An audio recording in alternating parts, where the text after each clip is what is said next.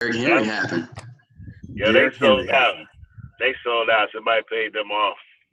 Yeah, something happened. All right, gang. Just so you guys know, I just started the recording. Everybody still cool with that? Yeah, man. Yeah. Yep. Awesome. I'm a Dallas Cowboy fan. It looked like Lamar Jackson turned into Tony Romo. Oh, wow. Yeah. Even Not though he Tony had Romo. 350 passing yards and 100 yards rushing. Yeah. Yep.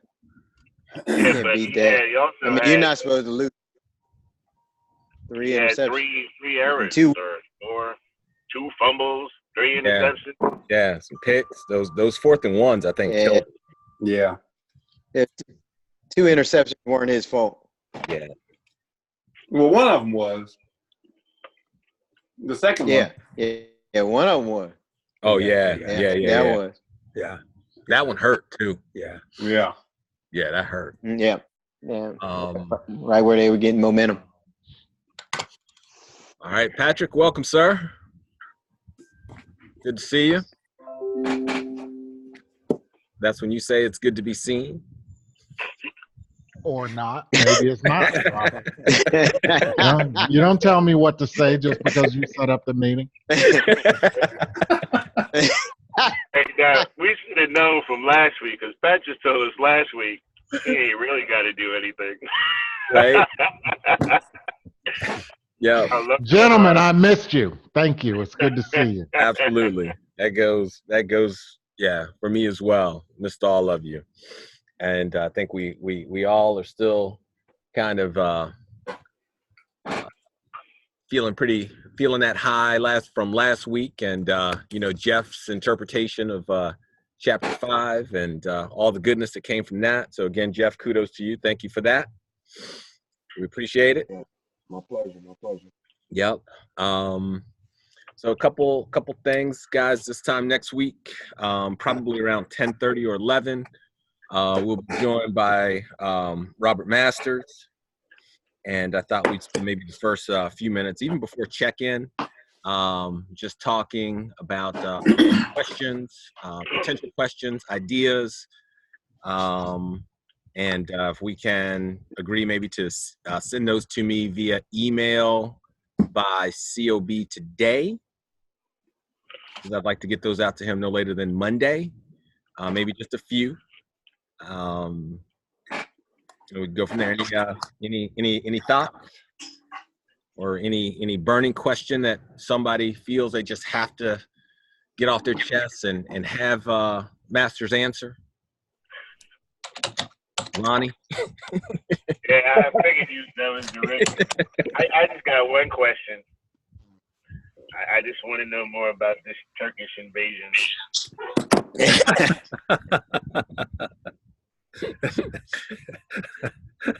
Okay. And actually, it's broader. It really is. How do you decide which stories to use as illustrations for what point, right? Where do you pick from, and how do you make that decision? And what lets you know that it's appropriate? Because I think the thing that I struggle with most is just as examples, as illustrations to make a point. They don't resonate with me. I'd just like to know about his thought process around that. But I'll behave. I'll just send my question in. You can read it over the air. I'll take my response over the phone.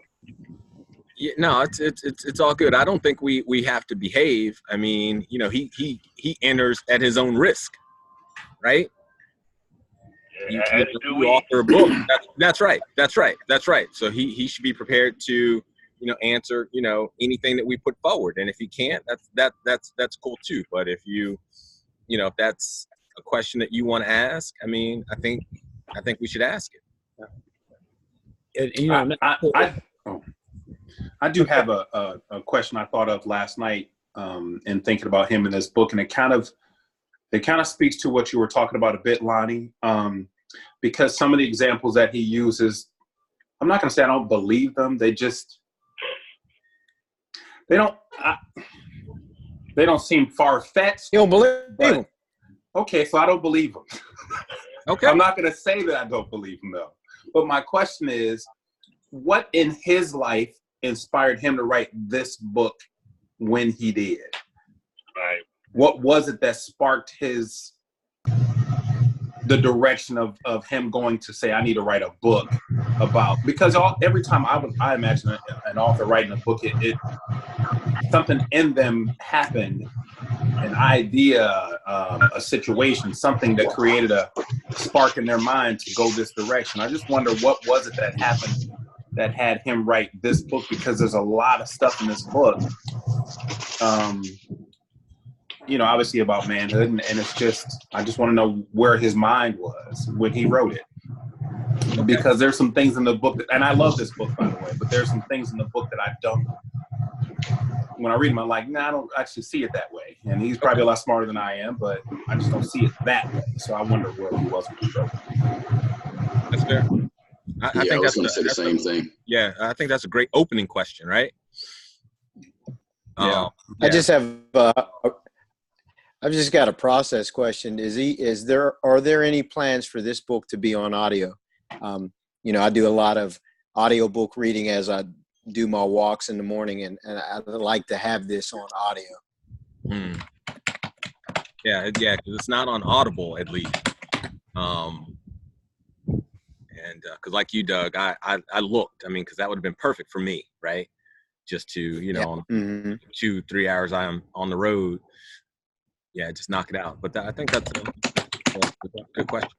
Yeah, so one question I wanted to throw out to him that I think overlaps with the previous comments is, to what degree did he take into consideration how the process of becoming a man varies based on class, ethnicity, age, or other factors? All right. And I thought for us, perhaps a question to him is, what questions might he have for us as a group? With an assumption that, we're all Black men. I'm assuming that he's probably not had this kind of interaction with a group of men with our backgrounds. What can he learn from us? So I'd be curious to see whether he picks us up on that offer. Yeah, I like it. Mm-hmm. Anybody else? I am interested in getting his thoughts, regardless of the specific stories that he used. What I'm really interested in from him is, we are at this place where we are late 40s, early 50s, most of us. And what we know to a certain extent is that we are a product of our childhoods, right? Of our upbringing. And that's a lot of the stuff that we're looking at right now, shadow and all of that, right? For ourselves and shame. Mm-hmm. And I'm really interested in a discussion with him about what and when to try and how to try and inform a young man of these things early so that they can take them into consideration in their 20s versus having to get into their 50s. Right? We're all having these conversations with our kids about the now, but I'm also thinking about, when I talk to my oldest son, what's the right level of me saying, let me tell you what's going to happen to you, what I'm finding myself about why I am who I am. Mm-hmm. I just want to get his feelings on, what part of that is appropriate at what level and how he'd approach it. I like it. Yeah, I like it. Mm-hmm. John, Jeff? I have just one question. It would be, we are, at a stage now where we are, unveiling our shame and guilt, and moving forward to try to take on a challenge or two in our lives. How can you summarize or convince us as to what's to come later in the chapters in your book? how can you keep me engaged? Can you summarize why I should continue reading this book? I like it. What do you guys think? Yeah, I like that question too. That's interesting. Okay. Yeah.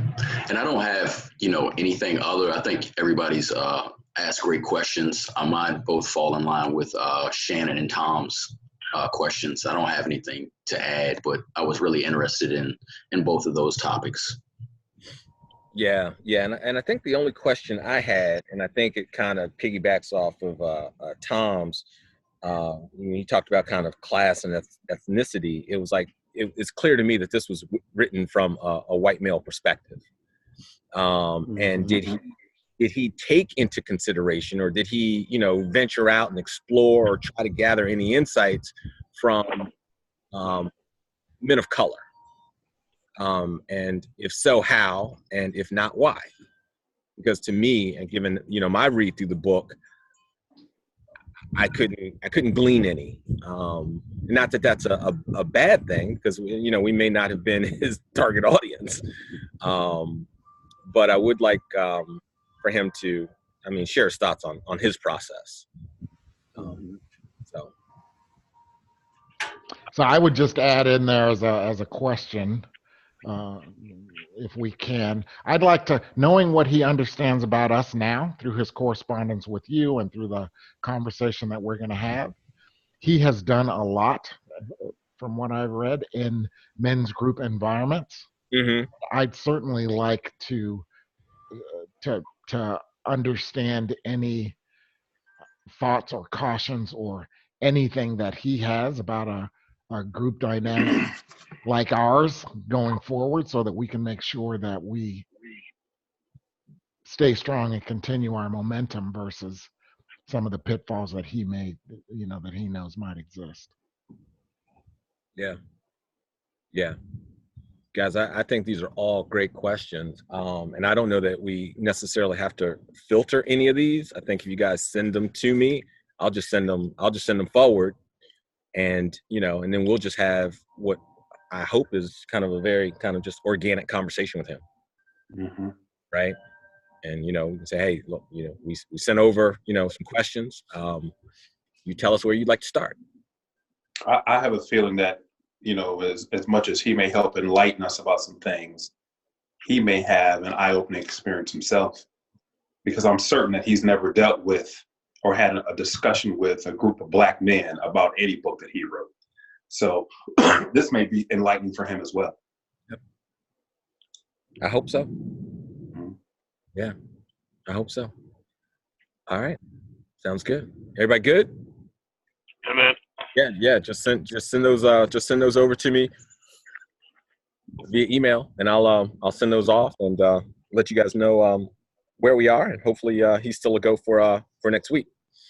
So that was pretty easy. Why don't we check in real quick? We'll start with Dijon. Good morning again. Good morning, bro. Morning. We lost you, D. You're muted. Sorry about that. The week was okay.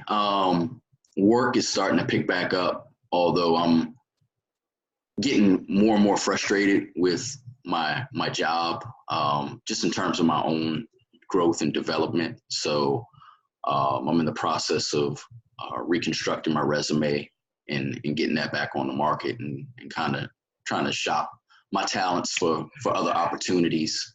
I'm just restless there. And it's when I start feeling that way, it starts affecting me, in my habits at work and just overall how I feel. So I'm going to definitely be looking for some new opportunities in 2020.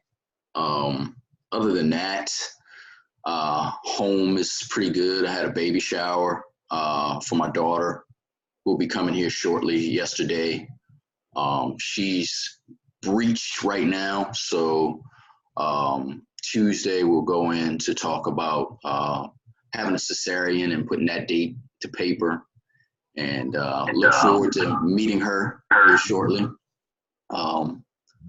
other than that, my parents came out to the baby shower yesterday and got to spend some time with my dad and kind of talk about his experiences and the dynamic of, me, Robbie, and Dana growing up versus our 6 half brothers and sisters.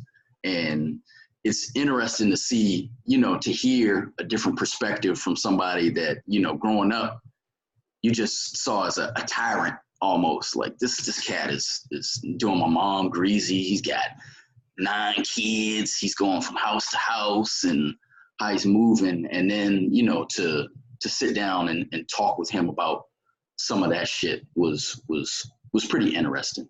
So, and I'll share that with you guys a little later. But, other than that, work was cool. It is what it is. And then had some really good conversations with Bad Bobby Dawkins. And, other than that, it was status quo. Good stuff. Thanks for that check-in, bro. Hey, Dejan, are you good at that whole resume thing? I'm always looking for some help. So, if you got any ideas or can help me construct that, I'm wide open, brother. Yeah, I ran a headhunting shop for years when I was younger. So if you want a second set of eyes on that, let me know. I'm happy to walk through it with you. Yeah, man. I welcome that. Thanks a lot. I'll get with you offline and we can I'll tell you what I got. Yeah, I think everybody might be. I want a piece of that action myself.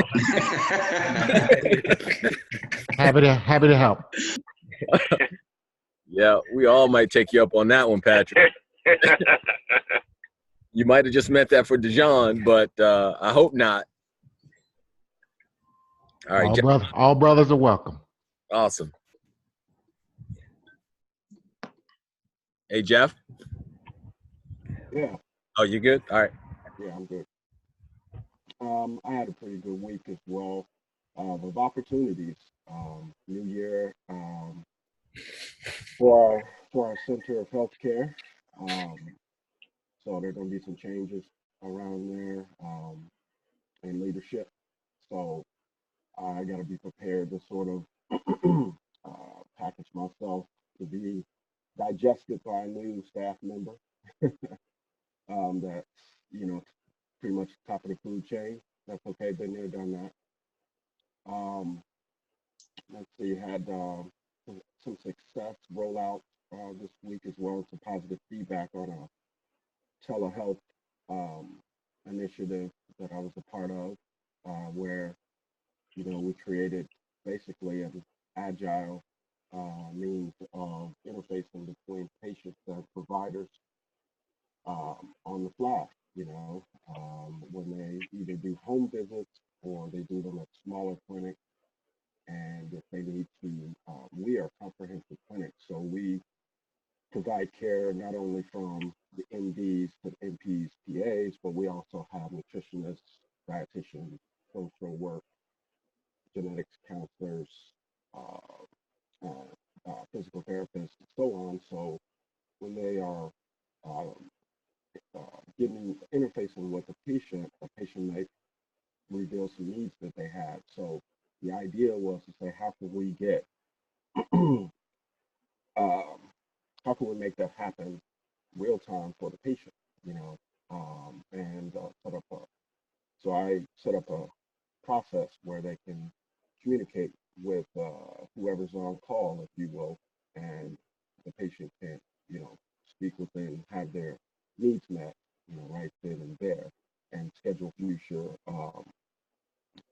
visits, if you will. So that was a positive beginning of the year. I'm really excited about that.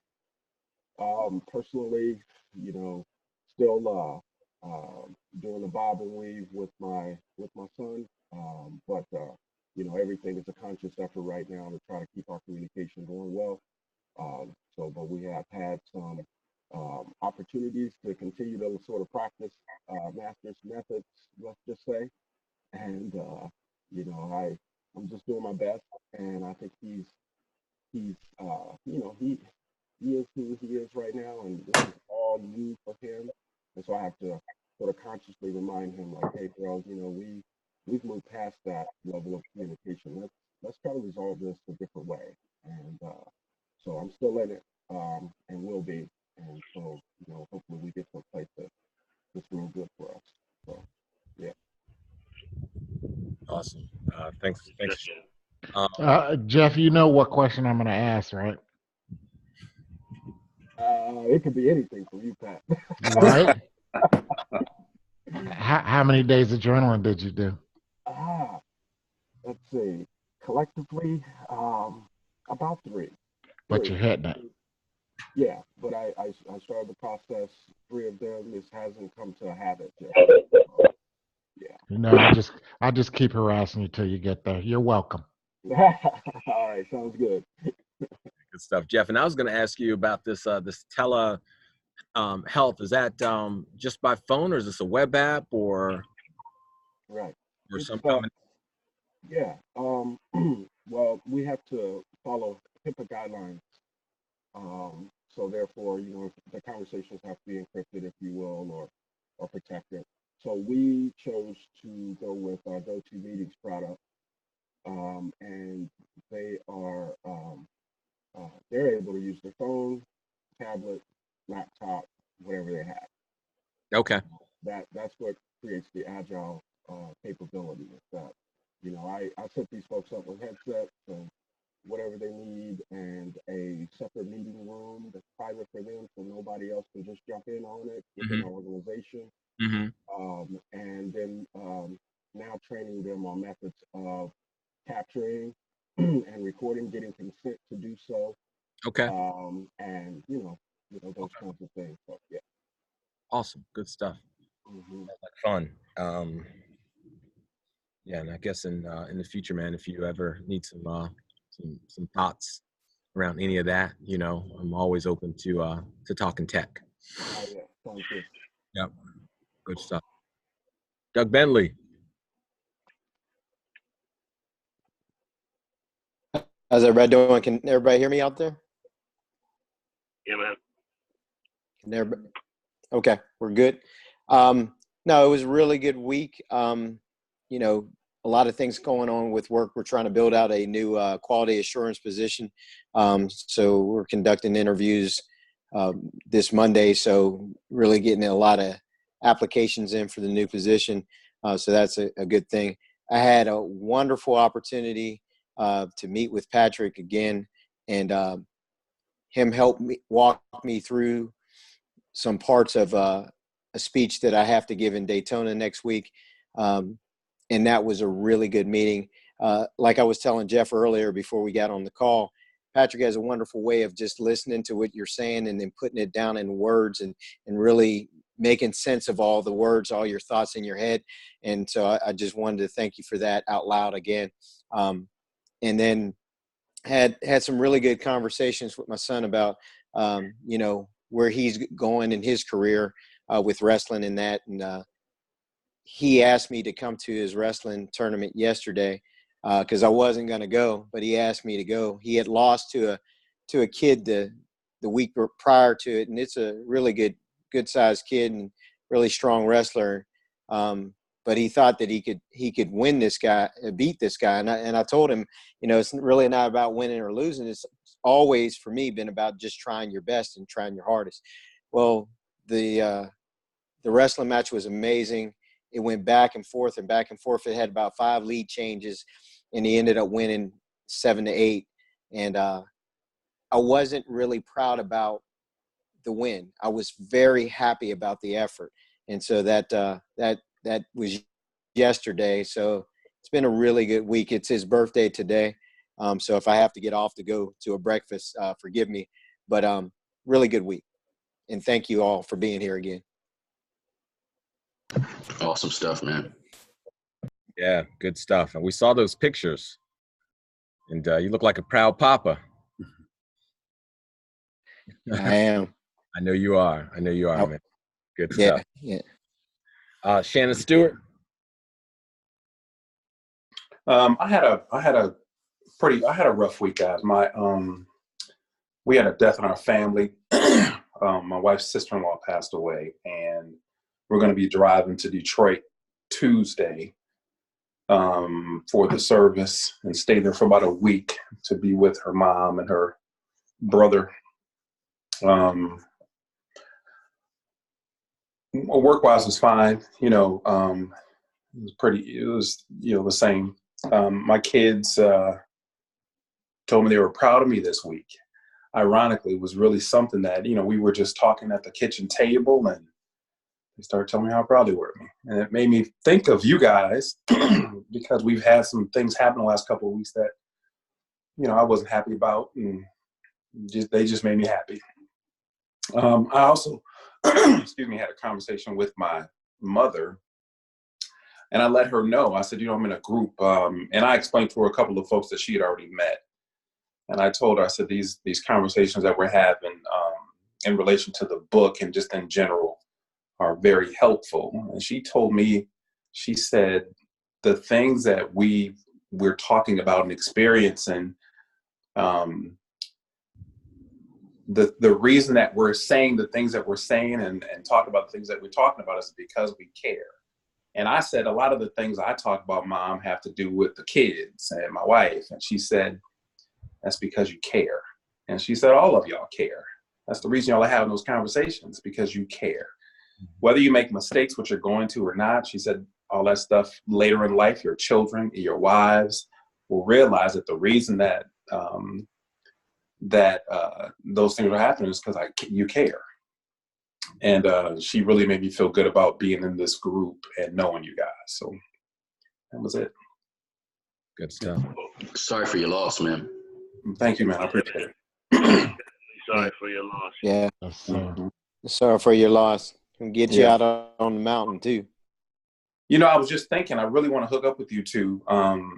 So the next time y'all go, if you don't mind, just let me know, and I'm gonna really try to be there with you. I know a couple weeks ago we tried, but the weather prohibited it. But the weird thing about my wife's sister-in-law passing, she went to the hospital with the flu, and in the hospital she had a heart attack and passed away. Very unexpected. Oh, Yeah, she was 55 years old.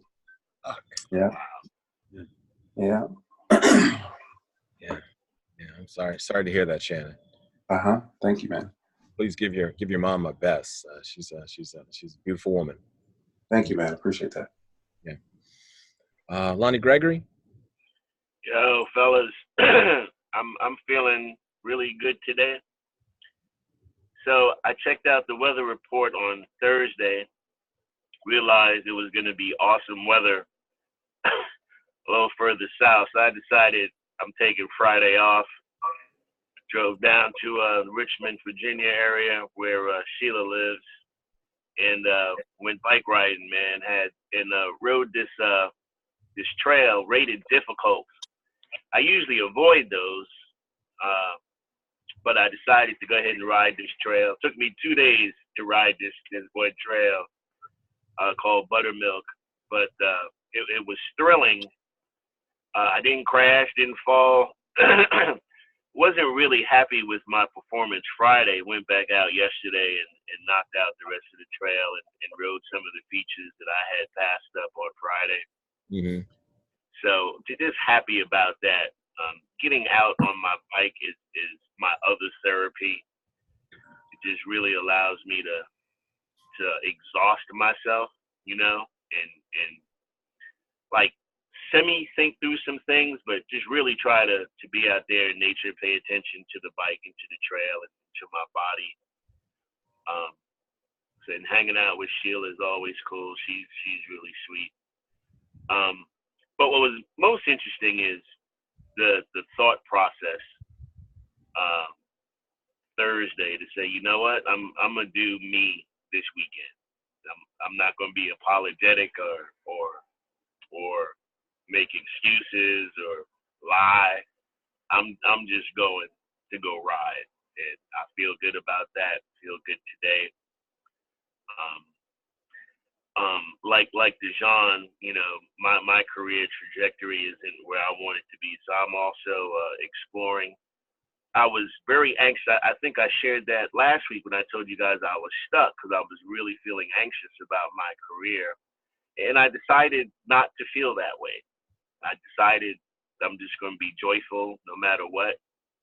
They ain't got nothing for me to do. That's on them. I got paid Friday. You know what I'm saying?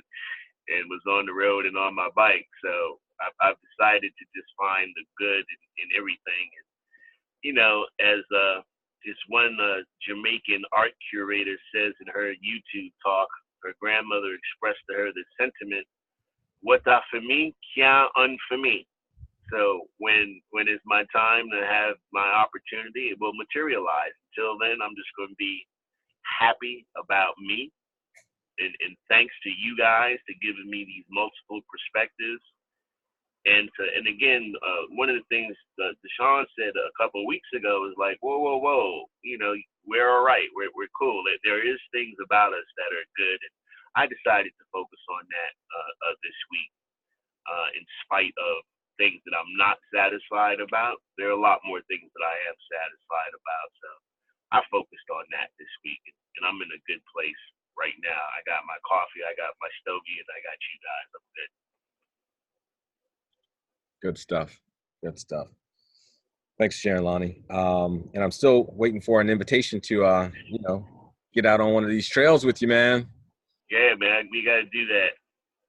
Yeah, I took this old joker right here out on the trail, and on the hiking trail. Yeah, but we were running it, and Dejan, you know, the one downhill and the uphill.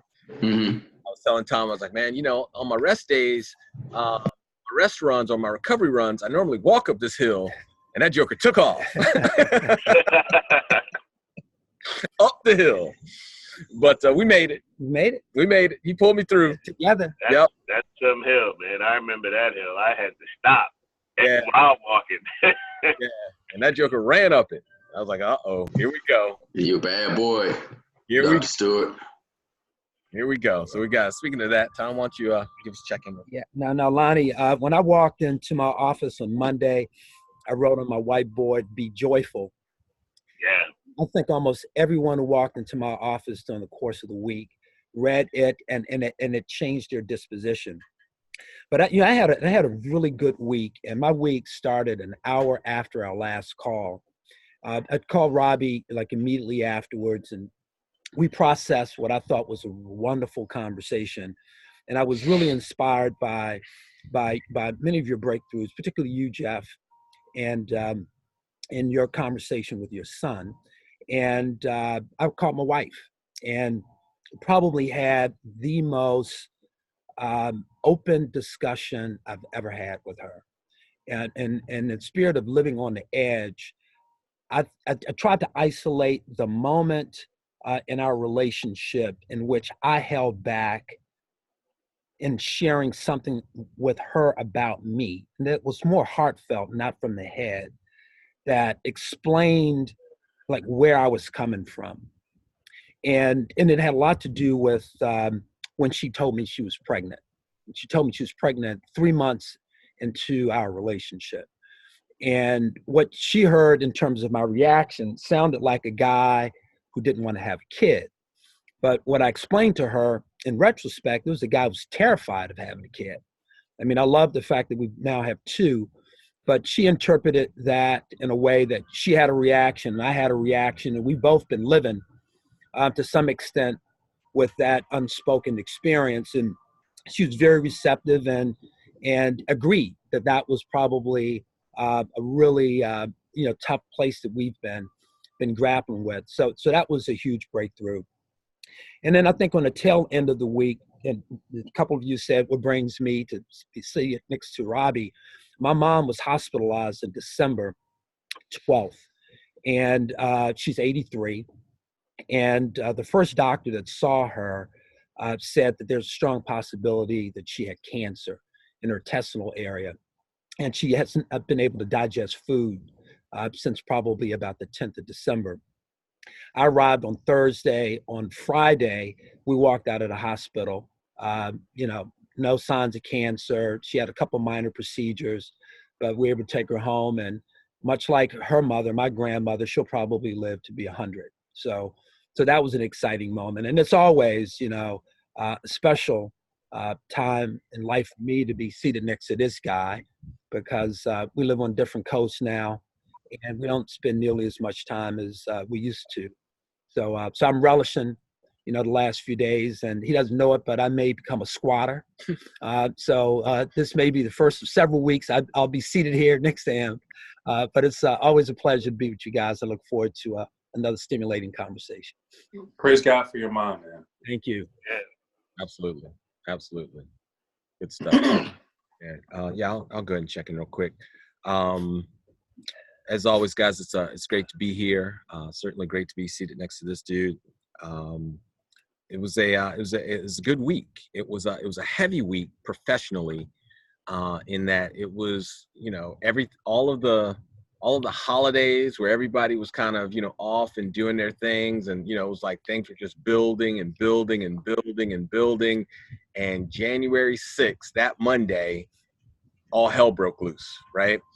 So it's not just, products that we're working on. It's now, okay, everybody has, goals for, generating revenue for the organization, and the federal government is relentless when it comes to, putting out requests for proposals and things of that nature at the very beginning of the year. So I'm swamped, and just trying to, carve out time to, spend with family and friends and you guys without feeling, or should I say, and being fully immersed in that, being fully present without having my head like, damn, I got, 16 pages to write for this proposal that's due January 15th, right? That's, so trying to kind of balance all of that. But all in all, good week. Family is moving strong. Cruz, my youngest, is here downstairs, still asleep. She gives Tom the blues. She's a Redskins fan, diehard. So Shannon and hates the Cowboys. Hates Cowboys, Shannon. right? We raised her right, didn't we, D? Y'all need to get that worked out. Oh yeah. But outside of that, this week, because I have been so engaged, just in professional pursuits, I make it a point to, carve out, upwards of, 30 to 45 minutes a day just to kind of sit still, and breathe, and meditate. I mean, it really is the foundation of my day, and it has to be. And it's, the more I feel overwhelmed personally and professionally, the longer I need to sit in meditation. And it's it's a guiding force in my life, and it kind of keeps me grounded when things seem to be a little chaotic. So that's I think that's about it for me. Patrick? I am going to try to keep mine short. You guys know I can be long-winded. One of the highlights of my week was my time with Douglas for short. He gives me a little bit more credit than I deserve, but I appreciate that he would trust me enough to come up and hang out with me in my office for a little bit and kind of walk me through what he's thinking. He has way more tools than most people, so I didn't have much that I could contribute, but I tried to. We had a good time, and then went off and had a nice healthy meal together, which was wonderful. Zoe's Kitchen. That's right. It was good. He had his first falafel. Oh man, love falafel. Yeah. So there was that on that end. I am, Robbie, I completely resonate with everything that you're saying about meditation and about how busy it's getting and all of that stuff. It's the exact same thing for me. And one of the things that I realized this week is that part of my struggle organization wise is that I haven't completed going through my goal setting process yet. And part of going through my goal setting process is I drive that down into my daily and weekly behaviors, right? And so because I haven't gotten completely clear, the thing that resonated for me this week is that I got to get through that this weekend. So I spent a few hours over the last couple of days trying to get a little bit closer on that. So I feel good about that. One thing that I heard also was conversation. I don't know if we're talking about it, but it seems weird that we're having these conversations with our spouses and significant others about what we're doing, not the specifics of what we're doing, but my wife told me the other day when we were sitting here, not relevant to this, was she said, I'm really enjoying these deeper conversations that we're having about positive things, right? And so it's just coming up, and the things I'm trying to process in my mind are turning into conversations with her, and so she's getting a different feel for where we are without me saying, hey, that's what I'm trying to do. So that's been interesting. um, and I did spend some time. Clarity is important for me, and so that I'm having this conversation with my son here pretty quickly. I made some decisions about that. uh, Also, once again, tying back to some of the learnings from Jeff and some of the things that we're reading, I've kind of laid out the structure for that conversation. So rather than, he lives down in Florida, so rather than having that conversation on the phone like we normally would, I'm at least going to do a Zoom and have him, set aside at least 30 minutes for me in advance, so he's not walking around and doing what he usually does and all of that. And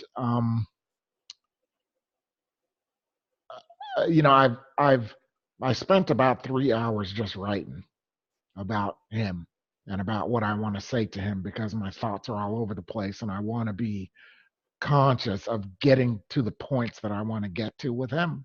And so I've come to the place where I have three, basic points that I want to make, or areas that I want to go into uh, with him. And so I've talked that over with my wife as well since then, before we get on the phone. It's a very interesting thing that I'm setting myself up for. But one of the things that's become clear to me is I know that when I talk to my wife, my son and I aren't really talking right now because he's embarrassed to talk to me. Right? He had an issue a couple months ago with rent and blah blah blah. Told a whole bunch of lies to get me to help him, and so now he's living in that guilty place of not wanting to talk to my dad. So we're not talking about anything. And what I would have told my wife is I would have said, this whole time that you're not talking is dead time. You can't get it back. And if something happens, you're just going to have to live with that. So how important is it? And so that's kind of the frame for the conversation that I'm going to have with him, which is, most of this stuff doesn't matter. Money doesn't matter. None of it matters really in the way that we make it matter. But what I want to acknowledge is that there's a possibility it's the last conversation we ever have. And I want to make sure we're clear on some things between each other, right? Coming from a place of, that regardless, I love you and blah, blah, blah. So we don't need to get into that detail, but that's a lot of where my head has been on the deeper end, is just trying to really get clear about what I want to say. My plan is to do it over a Zoom call, and I'll record it and give you guys a look at that. Okay. For critique and feedback. So yeah, no, thanks. Was that short?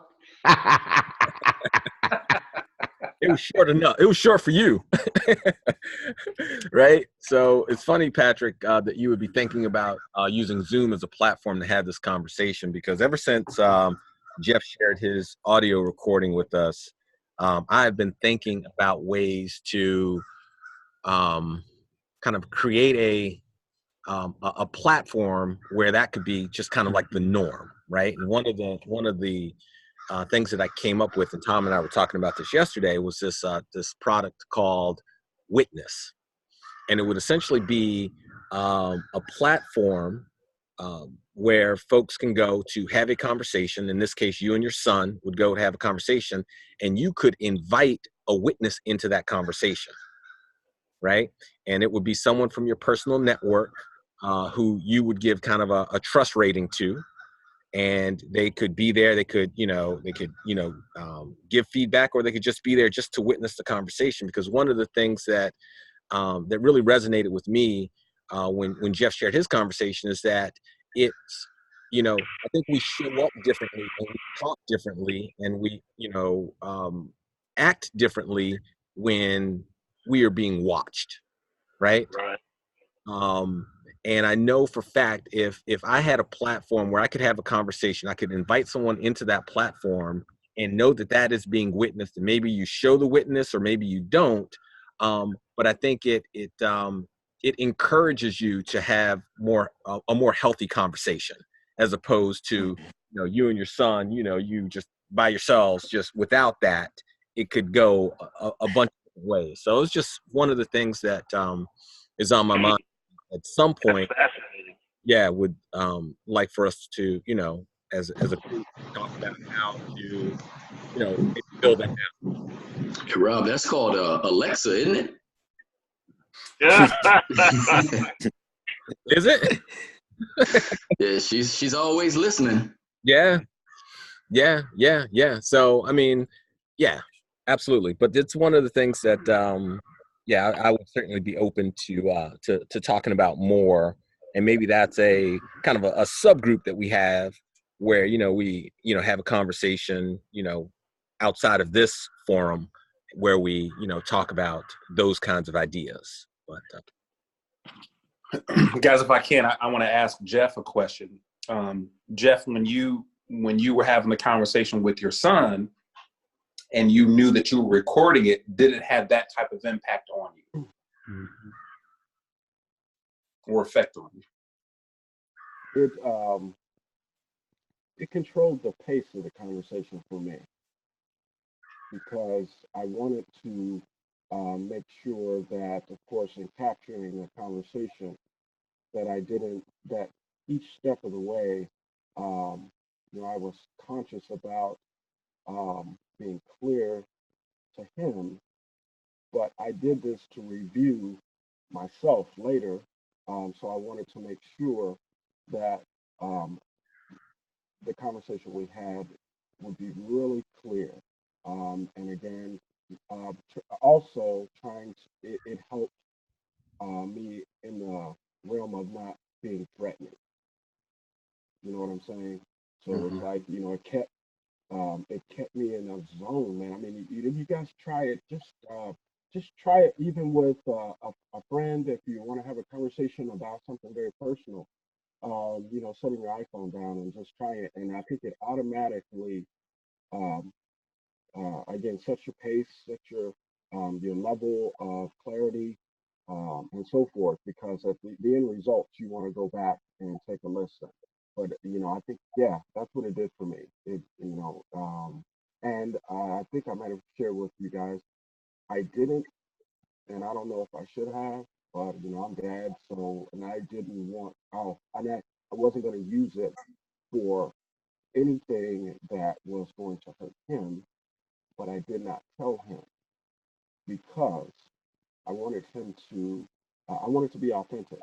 I wanted it to be, him being real. I didn't want to, because I didn't want him to skew his answers based off knowing that they will be recorded. Because for me, I want to, as Patrick mentioned too, I don't know if this is the last conversation I'm gonna have with my child, but I can have something if something does occur, that I can hear his voice, that I can, be out of my.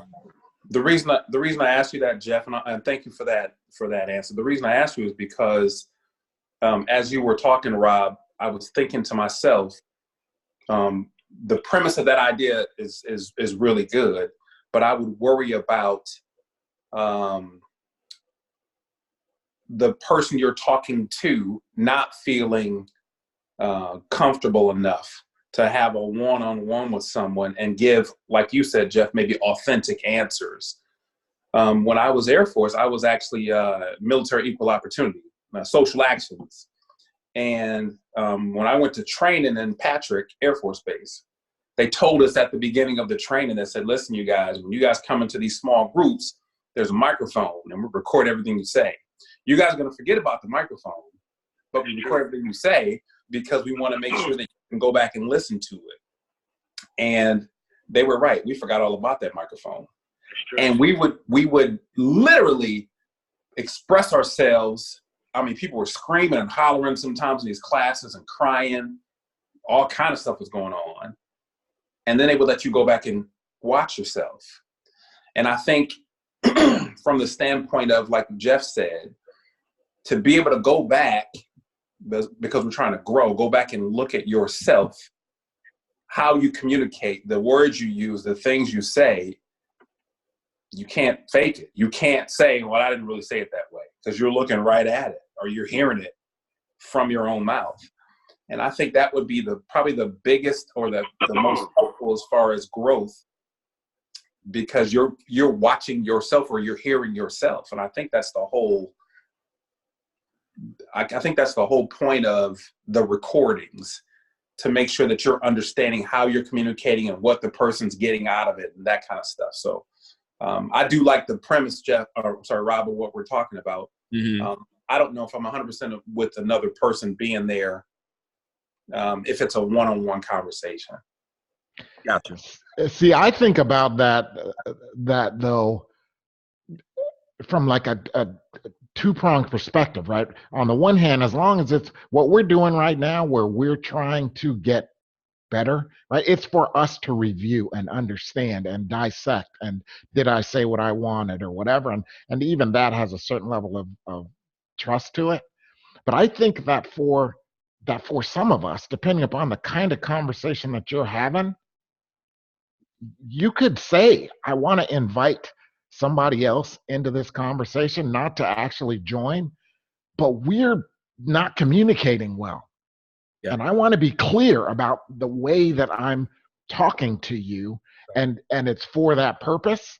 Mm-hmm. And that would be a different thing, right? That is like a light form of therapy. I'm not asking you to jump in and say anything. I'm just saying, I love you enough that I'm trying to figure out how to get past this dumb shit that we keep running into. That's right. That's right. You know, as a different way. So I can see it working from both viewpoints. Yeah, and one thing is, it's like, if I'm really honest about a habit that I've developed, particularly in my relationship with women, is I am a pathological liar, right? I've learned very early on that there's just some things you're not honest about, particularly when, I was early in my life juggling multiple relationships. I only know one person, and Robbie and I met him in a group that we formed with some men years ago, that he's the only Black man that I know that is honest about being in multiple relationships. And I remember sitting down and talking to him, and he said, yeah, I'm seeing 3 or 4 women and they all know it. And I probed and he explained it. And I realized that I live 180 degrees from him. And so when I hear about this resource, there's a part of me that reacts to it like, I don't want anybody catching me in my lies, right? So my one-on-ones are about like me, being as clever as I can about saying whatever I need to say, not to get caught in a lie. But when you want to invite somebody else, I'm like you, Patrick. If from a constructive, from a healthy standpoint, it's because I know I don't communicate effectively. And if I really want to communicate effectively with this person, having somebody else there that can decode my fucking lies, may not call me out on them, but challenge me to be more honest.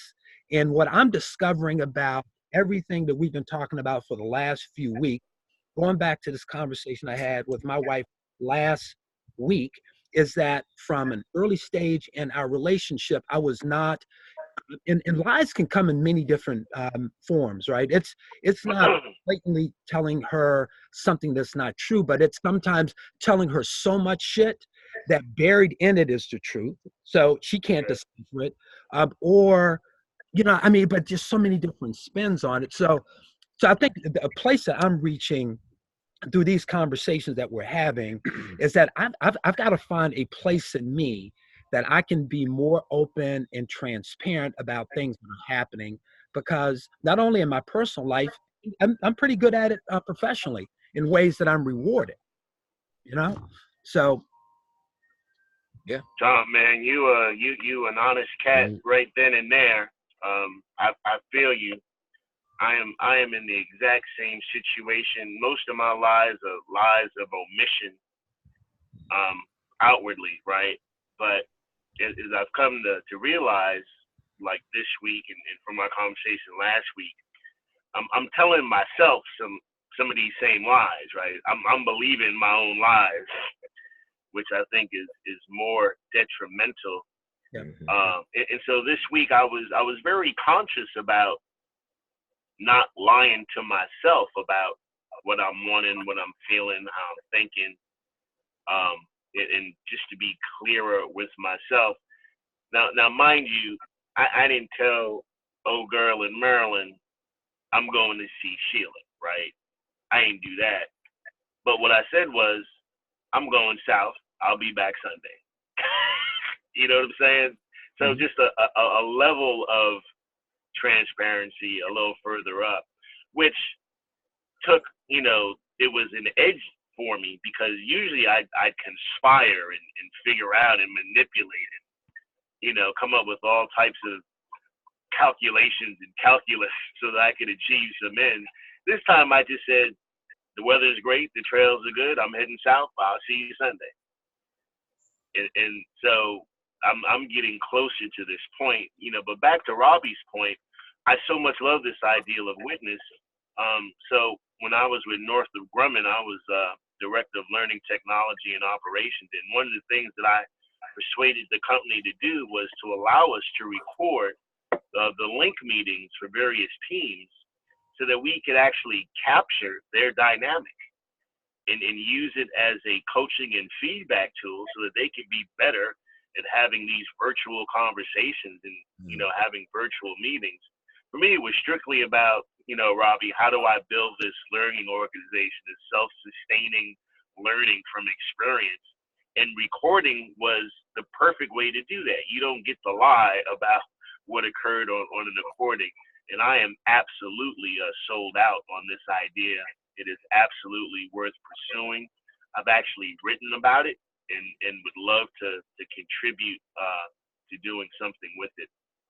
It's powerful. Awesome. Yeah. Hey guys, I everything you guys have said has been really important. And I love the ideas too, and would like to join and talk about it. But I think right now I'd like to segue to something really important that has been thrown out there and hand it off to Doug to carry it forward. Is that we all have some illusions somewhere. Yes. We have the shadow side of ourselves Absolutely.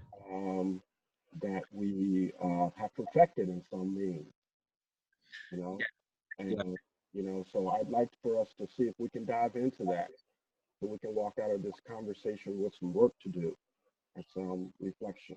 That's okay with you guys. Jeff, thanks for bringing us back. Right. Yeah, we definitely went down that rabbit hole, and that was not the intent. And it's 11:01, so I think it's the perfect time for us to turn it over to Doug Bentley to kind of continue the conversation that was started last week. Thank you for that, Jeff. So thanks, guys. I went through a couple of things because I wasn't really sure about what the assignment was. So I went back through. Uh-oh. Is everybody still there? Yeah. Everybody still? Oh, thanks, Robbie. Yep, no I problem. like that. Yeah, I like that. That's awesome right there. I see what you're doing. Here, let me. Okay. So I went back through and I started from the top and really just looked at how do we get back to what it is that we're trying to do. And I looked back at the chapters and said, okay, the gift of the challenge and the edge can bring out your best. And then looking at that and said, yeah, but this is something that we talked about earlier, at least I did, is that, being at the edge in all the capacities that I've been in has served me very well in my professional career, but it can also bring out the worst in my personal life because, you're being at a point to where you can lead, guide, and direct everybody around you. It's harder when these people around you who love you the most, they're not the people that you need to lead, guide, and direct that way. So I put up a Major Payne clip on YouTube about whenever he's telling a story and the kid goes to give him a little hug. And And as soon as the kid goes to give him a little hug, he puts him in a full Nelson. He said, you know, what you doing? You plotting on me, boy? Because that's the thing that I think that, you know, I struggle with the most, is that when you're giving your full heart and then somebody throws it down and slams it on the ground, typically in my life, I just walk away. I mean, I just move on to the next relationship. In this particular relationship, can't just walk away from it. I've been with my wife for 20 years. My son's 16 years old today. No, not walking away from this relationship. I kind of made a commitment to myself a long time ago that this was something that I felt like it was worth fighting for. And when I first met my wife, and I kind of laid all the cards out on the table. And I see that, you know, sometimes when you're working at your best and you're being on that edge, it then creates other issues for you in your relationships at home, because these people don't work for you. They don't report to you. They don't have to follow your direct commands. And just working through that problem, or working through that on that page, I think that that's a difficult thing to try to figure out what that is. And so I look down at another bullet point that I put out and says, sometimes the deeper challenge is to reject or turn away from what's being presented to you, saying no to what others insist is right for us to pursue. You know, in many cases, people in our lives, they want what's best for us. But is that what we want? Is that what we want to go through? You know, I'm like Dejan, and I heard you loud and clear in reference to your job. I change jobs every 2 years. It may not seem like it, but my whole careers have been in 2-year increments. And people have always said, what are you doing? You're going from some place where you've pretty much perfected what you're doing to a whole nother genre of being in a profession where you don't know anything about it. And that's where I feel most comfortable, again, on the edge, just living like I know a lot about what I'm doing to I know nothing about where I'm going. And then learning as much as you can learn in about 2 years, perfecting that, building out a really good team, and then moving on to the next team. With this current profession that I'm in, I'm wanting to stay. I had a young lady approach me this week and say, hey, listen, you have helped me join college again. You know, a lot of the folks that I work with, they're really, really smart, but nobody's actually told them that they're smart. And I just believe that getting an education is not so much about an education. It's so much about giving you options that then help you go into different directions. And we've signed up over 40 people in our 911 center to go back to college, because most of them started college at one particular time in their life. Some people have even finished with their associate's degrees and even bachelor's degrees. And what I'm telling them is, in this newfound center, you're going to have to work harder and get higher. And it feels good to have people look at you as someone who can try to push them a little bit further on their own edge, because most people, I think, want to learn. Most people want to be in a situation where they're learning something new, but who pushes them? Most of these folks that I work with, they're at the head of their household.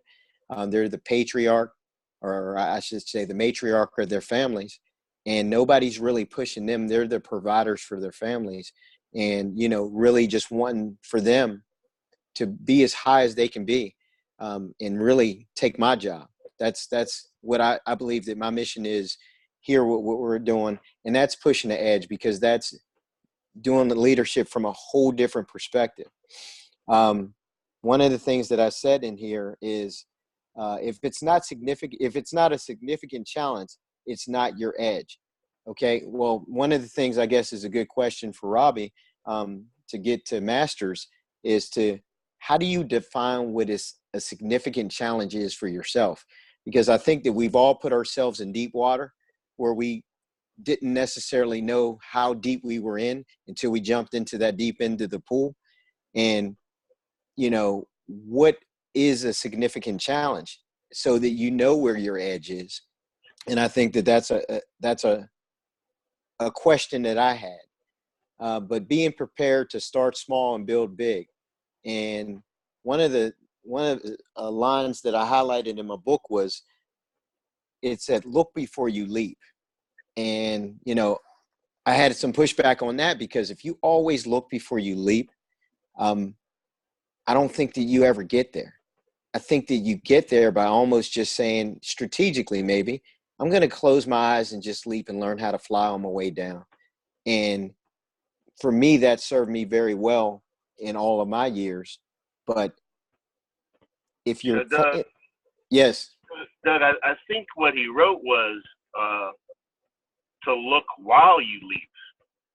I think he offered that in the book, to look while leaping.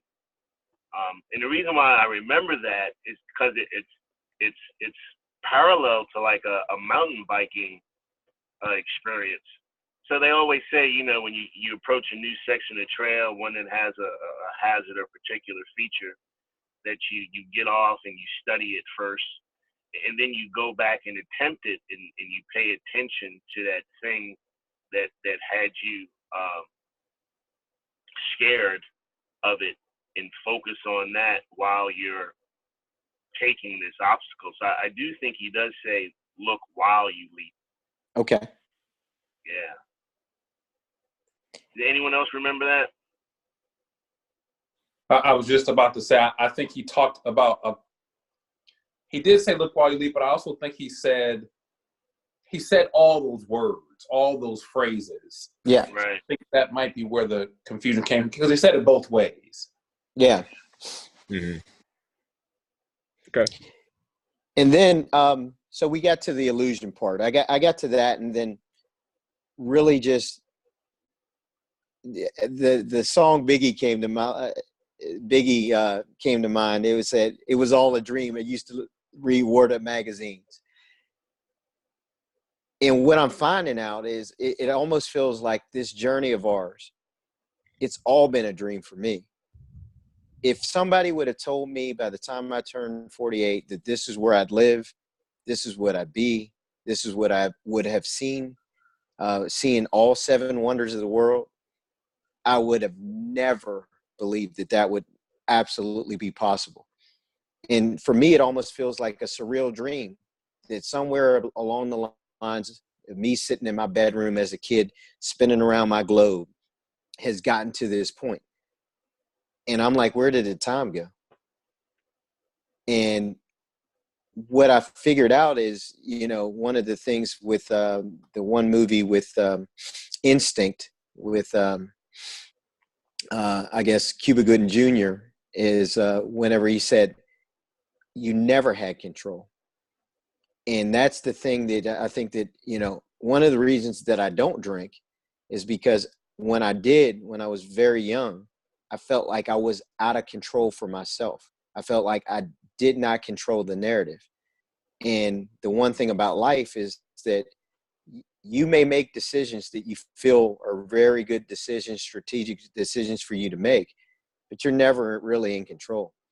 You're driving down the street, and at any given time, something can happen, and you could end up flipping your car over, as I did. And I had a story with a friend of mine, and I flipped my car over with my family in it. It was 2016, and we were headed over to my grandmother's house, or my wife's grandmother's house, or my wife's mother's house. And it was just one of those freak accidents. And it was truly an accident. We weren't traveling that fast. I wasn't driving like I typically drive. And I'm sitting there looking at my family as we're laying on the side of the road, and my wife's above me because I'm on the side of the car, and thinking, you know, you think you got all this figured out, but you don't. You never really had control of it. Never really had control of the situation. And again, it's cutting through that illusion for me, is that you may have the best well thought out plans in the world for yourself, but really you're just really trying to guide this ship, but you can't really stop it. When things happen, you can try to guide it back to the center, but you can't really stop it if it's really pulling you to one side or the other. And I think that the illusion is that you feel that you can. The one thing that I will say about that is I think that the more times you get around different people with different perspectives who are actually able to help you challenge your own way of thinking, I think that then does help you move forward in your own life.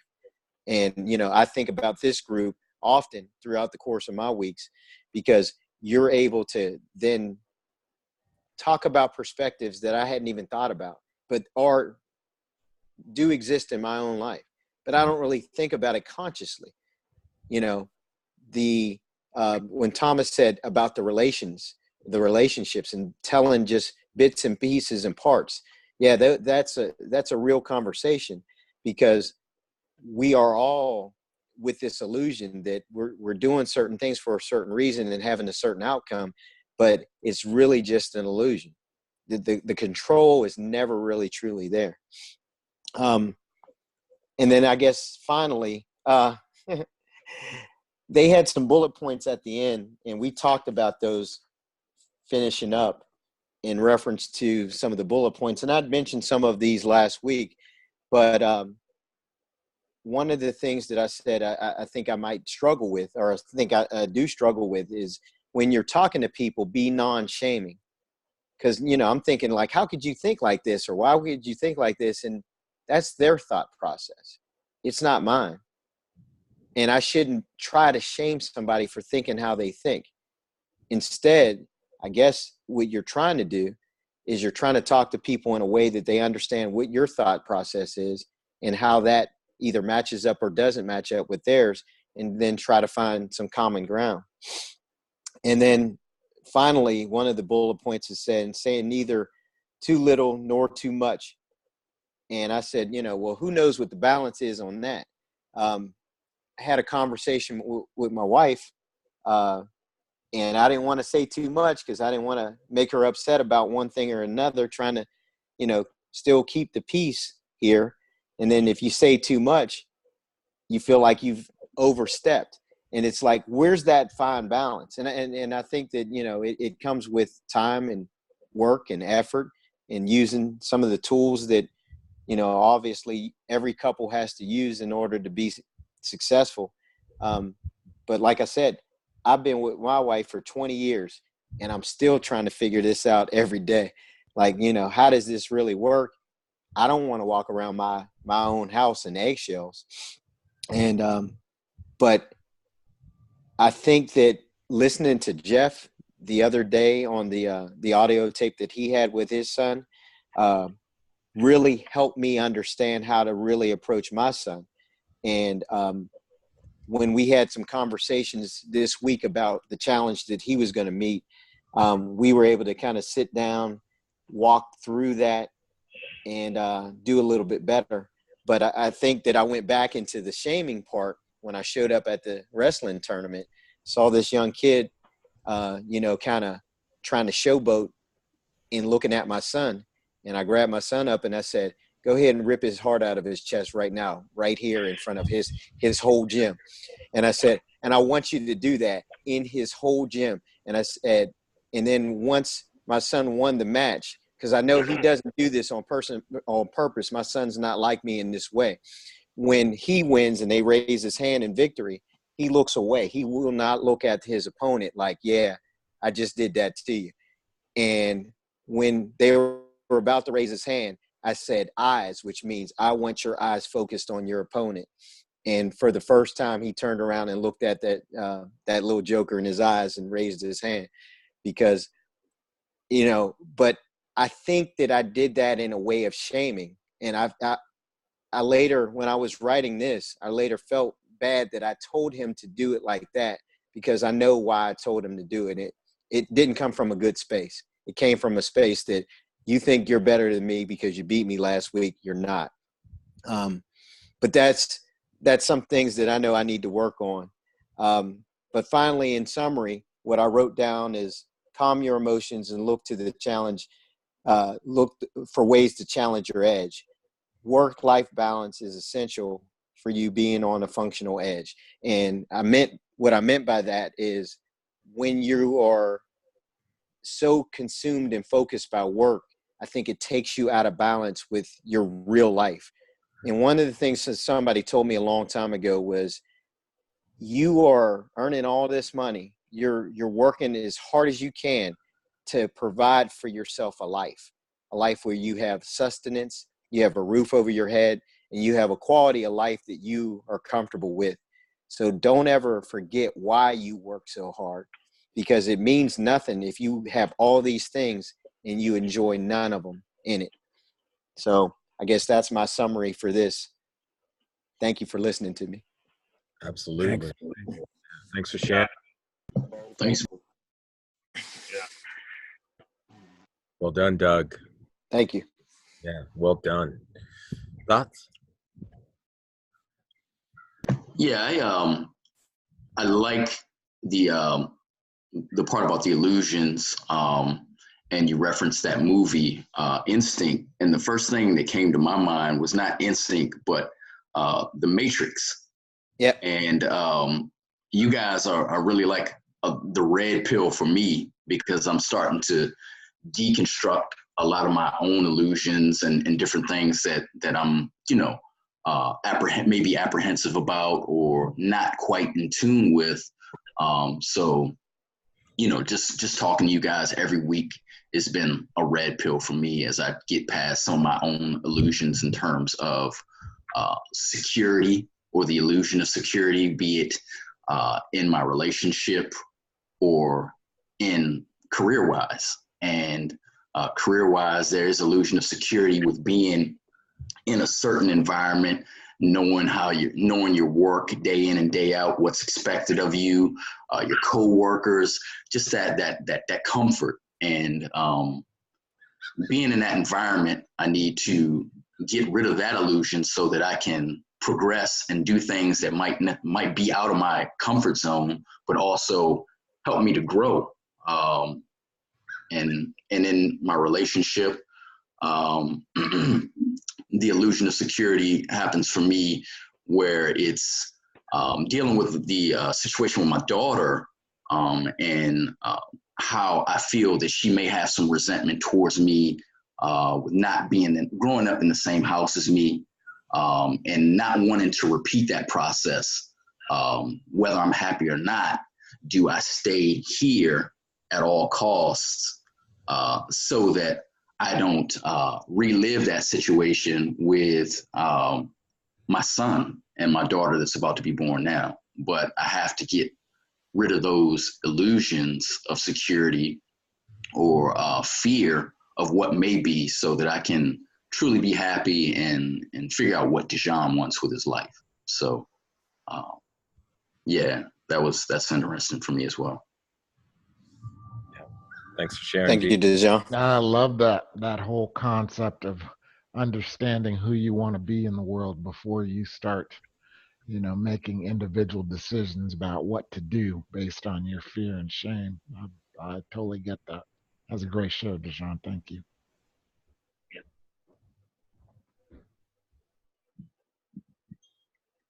We're at 11:21. Any other thoughts? Yeah, I got one. As I'm sitting here thinking about this and my situation, and where I want to be in the end goal of my relationships, with illusion is, um, I need to establish a trust level with my wife, and because I'm sure in powerful relationships, you have it has been her that has advised me to be open, you know, to shed the illusion, um, and then trust that she's going to uh, have this conversation in an intimate manner, and to um, to be open and not run to a conclusion that I myself may do. I'm afraid, based on my looking at things through my own lens, of what the outcome is before I engage. Does that make sense to you guys? Mm-hmm. Oh, hell yeah. Is that, shedding my illusions, Yeah. shedding my illusions of control is really, it starts with me not projecting an outcome and trusting the people that love us more than we sometimes love ourselves. Because that's just some of the things I bounce back and forth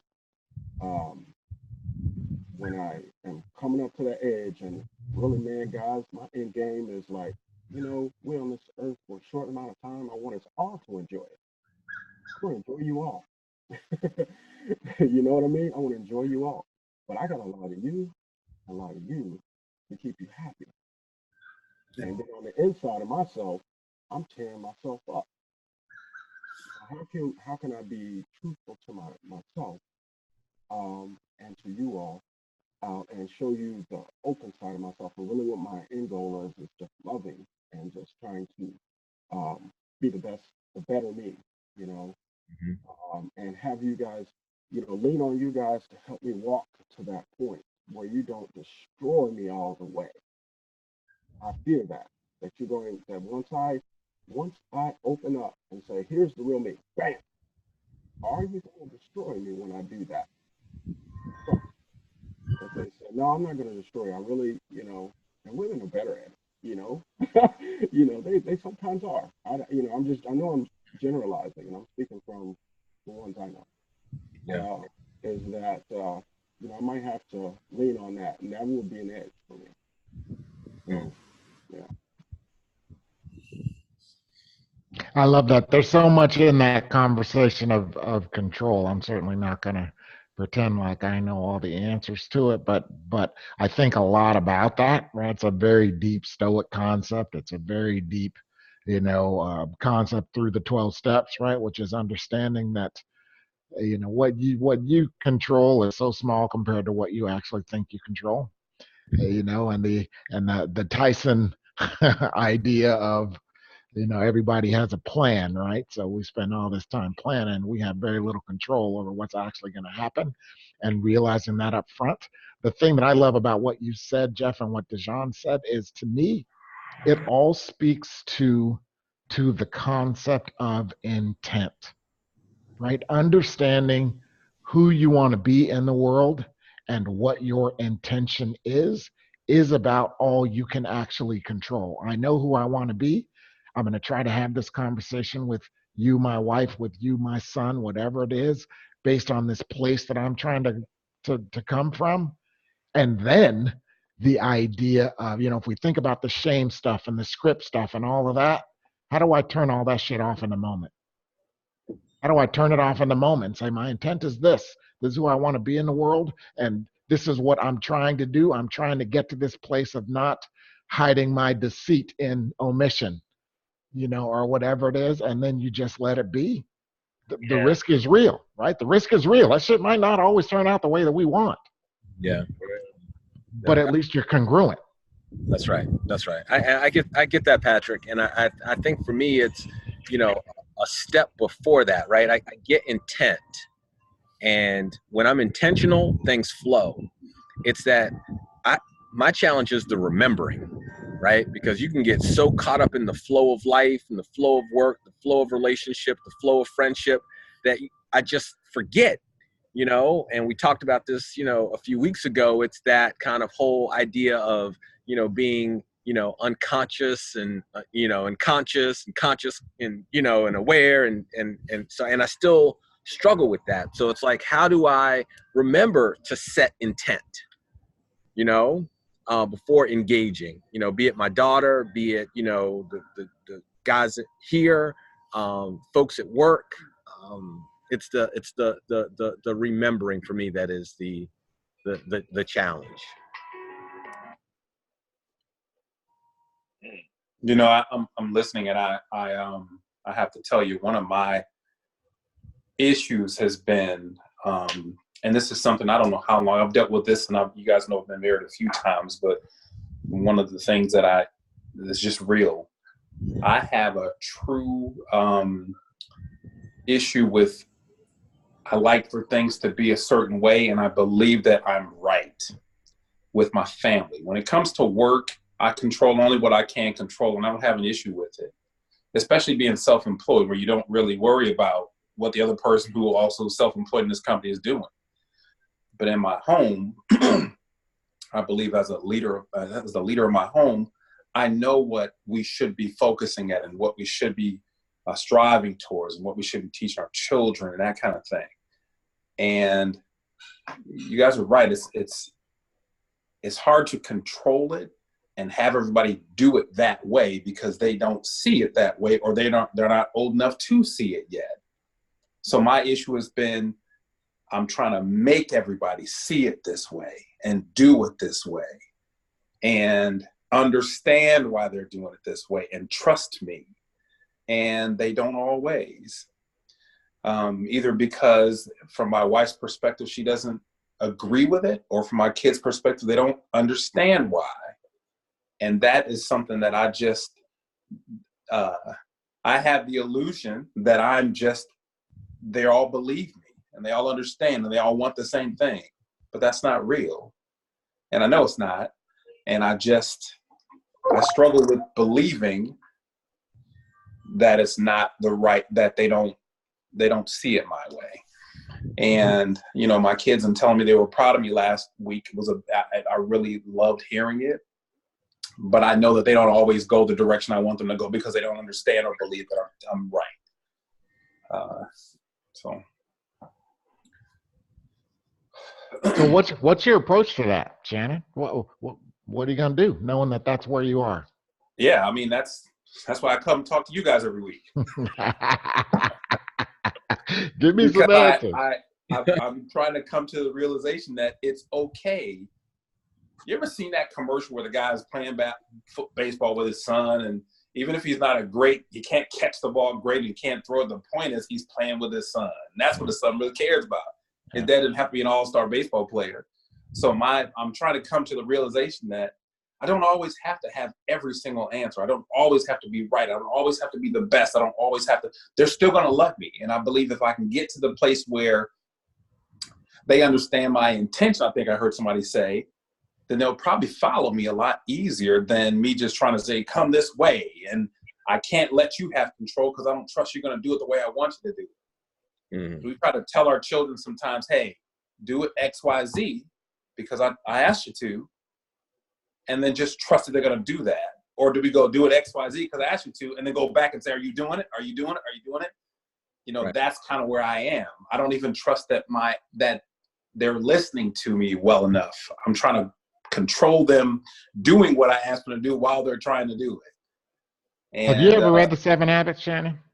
The what? The 7 Habits of Highly Effective People. Never read that book. I've heard of it, never read it. Because when I listen to you talk, my mind goes directly to the concept of seek first to understand, right? It sounds to me like the thing that you're dancing around, this is just my own opinion, is the concept of empathy, right? Of before you can really get somebody to want to follow you, to do what you want them to do, they need to believe that you understand them and where they're coming from. And so the idea of you guys aren't following me because I'm telling you what to do and you should trust me is different from the idea of, can I understand where you're coming from, why you don't want to do it, and repeat that back to you in a way that you go, okay, he gets me. And now, because you've listened to them, curve in. So let me tell you how I'm thinking about that based on what you've heard, and see if you can come to a place of agreement. Just conceptually, I've seen that work. I've based my whole career on it. So I don't know if that applies to any of your thinking, but this idea of let me stop for a minute and see if I can repeat what you're saying the way that you're thinking, so that you know that I'm listening to you and we're having a real conversation before I start dictating, can make a huge difference. I say that because one of my primary jobs as I've moved up in the company used to be that whenever everything went to shit, they would send me in. Right? Customers mad, project team's mad, nobody wants to pay, it's ridiculous, whole bunch of money on the table, project's gonna fail. They will fly me in. And the concept there is I gotta understand what the hell's really going on, because I don't have any opinions until then. And so if there's a way to apply any of that thinking to some of the things you're really trying to work on, that might help. Thank you very much. So to have Someone just sent me a link. I appreciate that. I'll take a look at it. I just sent you the text on the book. Yeah. Thank you very much, brother. Speaks first to understand, then to be understood. That's a great one. I live by that one as well. Yeah. Okay. Great book by Covey. Yeah. Say that book again. Seven Habits of Highly Effective People. And in fact, his son wrote a follow-up to it called Seven Habits of Highly Effective Teens. So if you're trying to apply this to young people, to give you more kind of developmentally appropriate examples. Mm-hmm. Yeah. And I must say before I stop talking, I can't stress this enough. The approach you used 2 weeks ago, Jeff, with your son, that really struck a chord with me, man. It really did. I mean, not just talking to children, but to my spouse or to other folks, to break the conversation down at the beginning, to just focus on what we're trying to do, and everything is done with love. That just sets the stage, the tempo for the conversation, where people can really relax. We don't have to be so defensive of one another. That is a big deal, man. I hope you realize how powerful that was. And I've heard people in the last week or two echo little points about that. It was a powerful thing you did. Yeah. It was definitely powerful for me as well. And I'll tell you this, Shannon. Remember this, how you started this session today. It may help you. I believe children and spouses recognize they're not perfect. They live in an imperfect paradigm because somebody's always telling them to do something a little better, right? But remember this: they said they're proud of you, right? Guys, my mom told me that. She said, "Shannon, you are such a." She said it the right way. I'm not saying it the way she said. I'm going to mess it up. But she said, Shannon, you can't have the Leave It to Beaver type. That's not how it's going to be, and you're trying to make this, and you've done that in every relationship. You want it to be so perfect and everybody's so, she said, it's not going to be that way, Shannon. That is television. She did say that. She said, that's television. And I agree with your mom, but there's beauty in imperfection. And if you can let your loved ones know that, hey, I'm right with you. I'm trying to figure this out. We're all flawed. I'm trying to be better. They may better connect with your message. When you're trying to guide them, they'll know that your intention is for them to do something well. And you may not have it right. And they may be able to add to what your suggestion is. And you have to be willing to sometimes look at it and say, you know what? You have a better process than I do. Yeah, for sure. Thank you. Yeah. So a couple things come to mind. Patrick started this with saying, quoting the late, well, not late, but the great Mike Tyson was saying everybody has a plan until they get punched in the face. Right? And I've heard it expressed differently. It's like everybody has when we plan and God laughs is the other way that I've heard that, right? Right.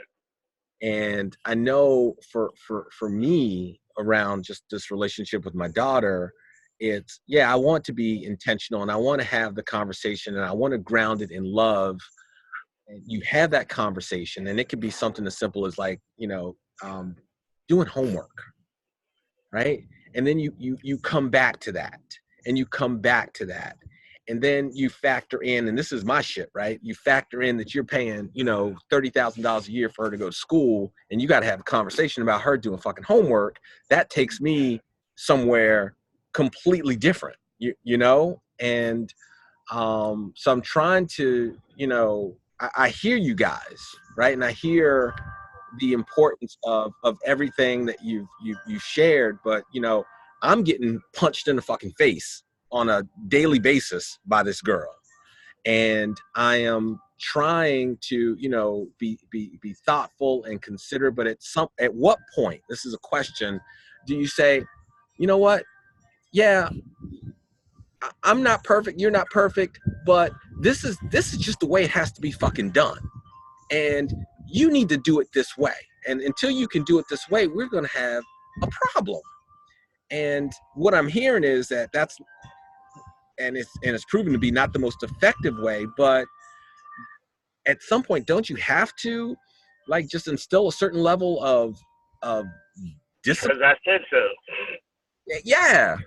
Yeah, so Shannon brought that up a couple of weeks ago, Brother Robbie, and I'm with y'all. I think it is a part of the conversation. I think it's fair, legitimate, and sometimes necessary to invoke the because I said so, but not because I said so. Because lack of not doing this has implications and ramifications. And so let's talk about that. So, you know, I share with my youngest daughter years before, well, like pre-high school, after having paid for Jasmine to go to school and for Malcolm to go to school, and they did well, they got out. You know, I said to her, I said, you know what, I'm not paying for you to go to college. There's too much money out there. You are entirely too bright. You have the capability, the potential, and the opportunity, you know, to earn scholarships and grants. You know, Ilana's mother is big in the school board and all of that stuff. She had hookups for all 10 fingers, and all Ilana had to do was take advantage of it. And I told her, I said, and here's the reason why. I said, you've seen how this works financially for the family. I said, you earn your ability to go to school, and I will support you 100% otherwise. I'll buy your car, I'll do this, I'll do the other things. But paying tuition is passe. We don't have to do that, and we know we don't have to do that. Well, she decided she didn't want to do that, and I decided I'm not paying for you to go to school. And I think it's fair. I think it's fair for folks to understand what is and what is not, and not because I said so, but because a decision was made. Right. Mm-hmm. So I'm with Shannon. Last couple of weeks, Shannon was like, "Well, isn't it okay because I said so?" I'm like, "Yeah," but not just because you said so. Because here are the longer term implications for which you are making a decision for yourself, and then they have to make a qualifying likewise decision. Now, by the way, my son, in deciding, you know, what he wanted to do career-wise, he's always known and demonstrated what he wanted to do. Supporting him was an easy idea. So, in other words, my son reversed it. He says, "Dad, you pay for me to go to college. I will get my degree in 4 years. I will get a job. I will be happy." And he did what he said he was going to do. Therefore, we did what we said we were going to do. And I think that is fair. I think it's also being a man, right? I think being an adult requires one to acknowledge their part of what it is they're deciding to do, and to be open for the consequences of their action or inaction. I think otherwise we're not supporting them as much as we can.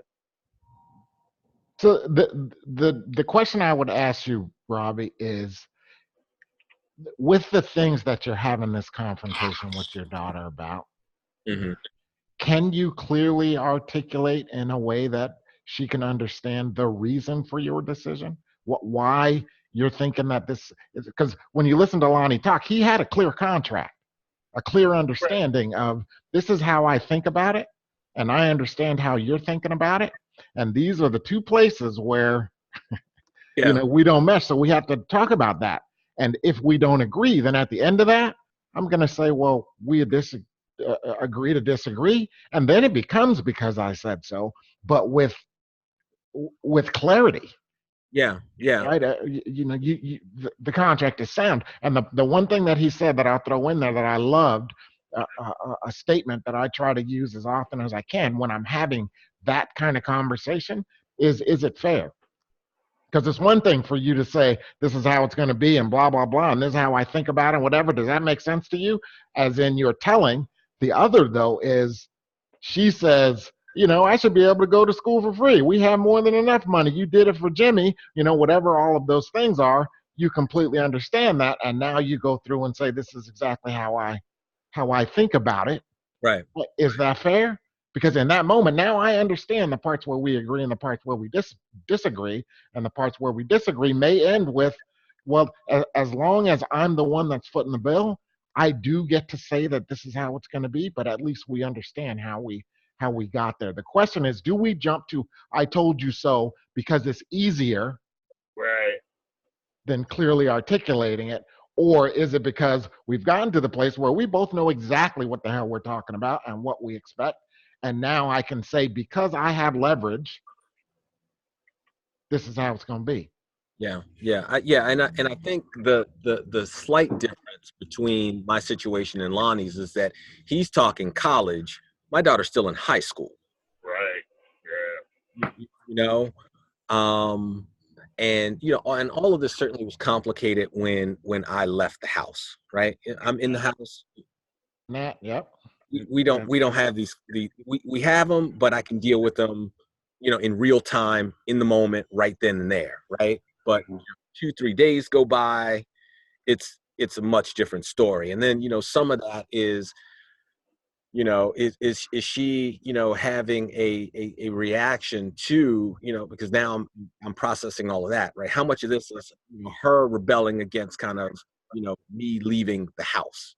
And then when we have those conversations, it almost feels like that, right? It's not about the situation at hand, but, some other feeling inside of her about kind of what I've done, to her mother. I got to come back to that because that's real for her.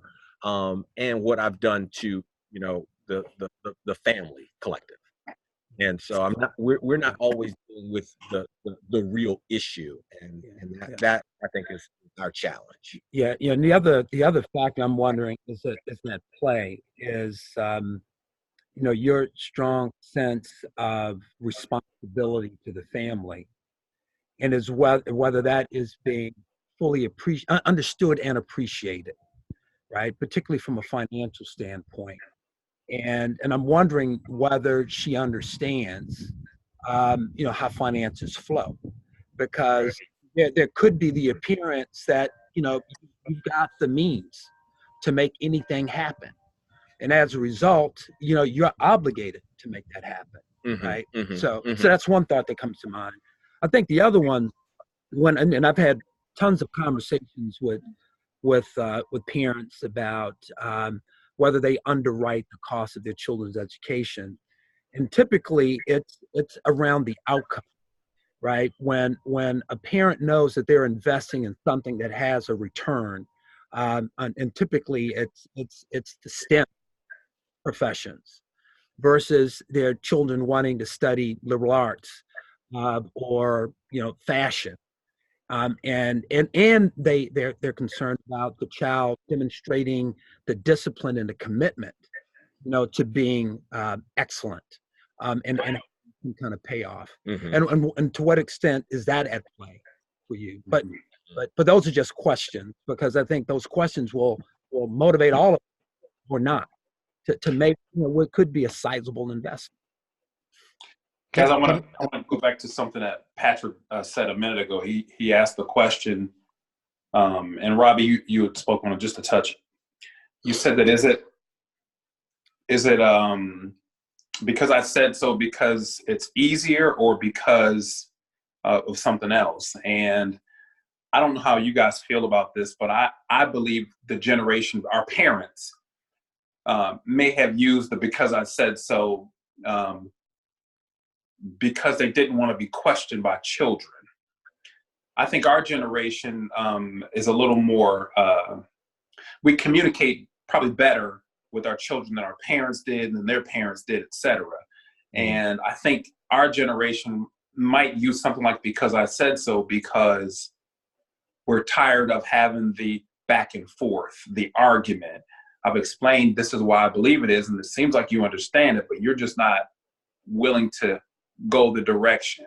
That's how I feel, at least. And I would agree with you. you know, my and I think I told you guys last week, I'm a talker with my kids. I like to talk to them and listen, but I like to give them direction so they understand, or I believe they understand, why a decision is the way it is for them. But if they don't go that direction, and to Robbie's point, you just have to make them. You know, if my daughter knows you're supposed to be doing your homework, that's something that she understands. Why are you not doing your homework? Oh, I didn't feel like it. That's not an option. You have to do it. Now I have to make you do it. And that's the part that I, you know, in saying what I struggle with. Do I have to be a tyrant now to get you to do what you have to do? And then people always say, well, they'll understand when they get older. Well, damn it, I want them to understand now, right? I want my children to understand why things are the way they are now. Just accept that I love you, and this is why it has to be that way. Even if you don't get it, I'm trying to get you to get it, but if you don't, just do it this way. That's my struggle. Shannon, we stand in the world of our parents and then our children. And you know, my theory is, you guys know who heard the authors Murkoff or Maisel? Does that come to mind? Did it to anybody? We know Covey, right? But Yeah. can you remember Murkoff or Maisel? What have they written? Okay. Raise your hand if your significant other read the book, What to Expect When You're Expecting. I've heard of the book. Again? What to Expect When You're Expecting. I read that book, actually. Okay. Yeah, skim through it. I read it as well. Had the CD-ROM version. It had pictures of the baby and how they were growing. Yep. Right. And my understanding with this is basically, you know, at some point in time, her idea or their idea was to treat children like they're adults, giving them choice, free will. You know, does anybody agree with that? You know, sort of having conversations that to foster, you know, their ability to make decisions for themselves as they do. Yeah, it's the conversation we're having in a way. So our children have been inducted into this. So there was the sort of split between Because I Said So and this book that's a worldwide bestseller, you know, that changed generations. And so in knowing that, we may have to understand that they're not programmed for the Because I Said So unless they're in grandma and grandpa's house. When they go to grandma and grandpa's house, they don't usually, at least in my case, you know, all my mom has to do is give a look and it gets done. That's the same look she gives you. Exactly. But in an environment that, you know, my wife and, of course, I had to submit to reading the damn book too. You know, we created this paradigm for them that's different. And so I have to control, like you, Robbie, and I think Patrick mentioned to it as well. You're saying in your head, because I fucking said so. But you got to package that in a way that's going to get that outcome somehow. I don't have the complete answer. You guys saw me trying it with audio and so forth, trying to get there. But I think all of us are chipping in and saying, perhaps we need to show them the risk so they can make the decisions, so they can see it themselves, right? Show them the risk, be transparent about the checkbook. You know, open their eyes to everything, because again, they have been conditioned to be treated equally in their upbringing. So therefore, we may need to present the information as if, you know, in a way that they can see that, hey, dad's taking a risk. even though my situation or our household isn't perfect, Dad loves me. He's taking a risk. He's investing in me. And why can't I invest in myself? What is holding me back from investing in myself and then showing my parents that I'm doing so? Exactly. Yeah. Jeff, that's right on time.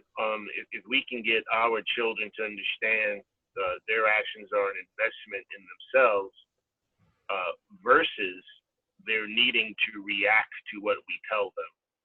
So my kids are all 6 years apart. They're almost in different generations. So my oldest is 35. When I had her, I was a E2 in the Navy. She was born into a trailer park. That's all we could afford. She grew up hearing no and hell no.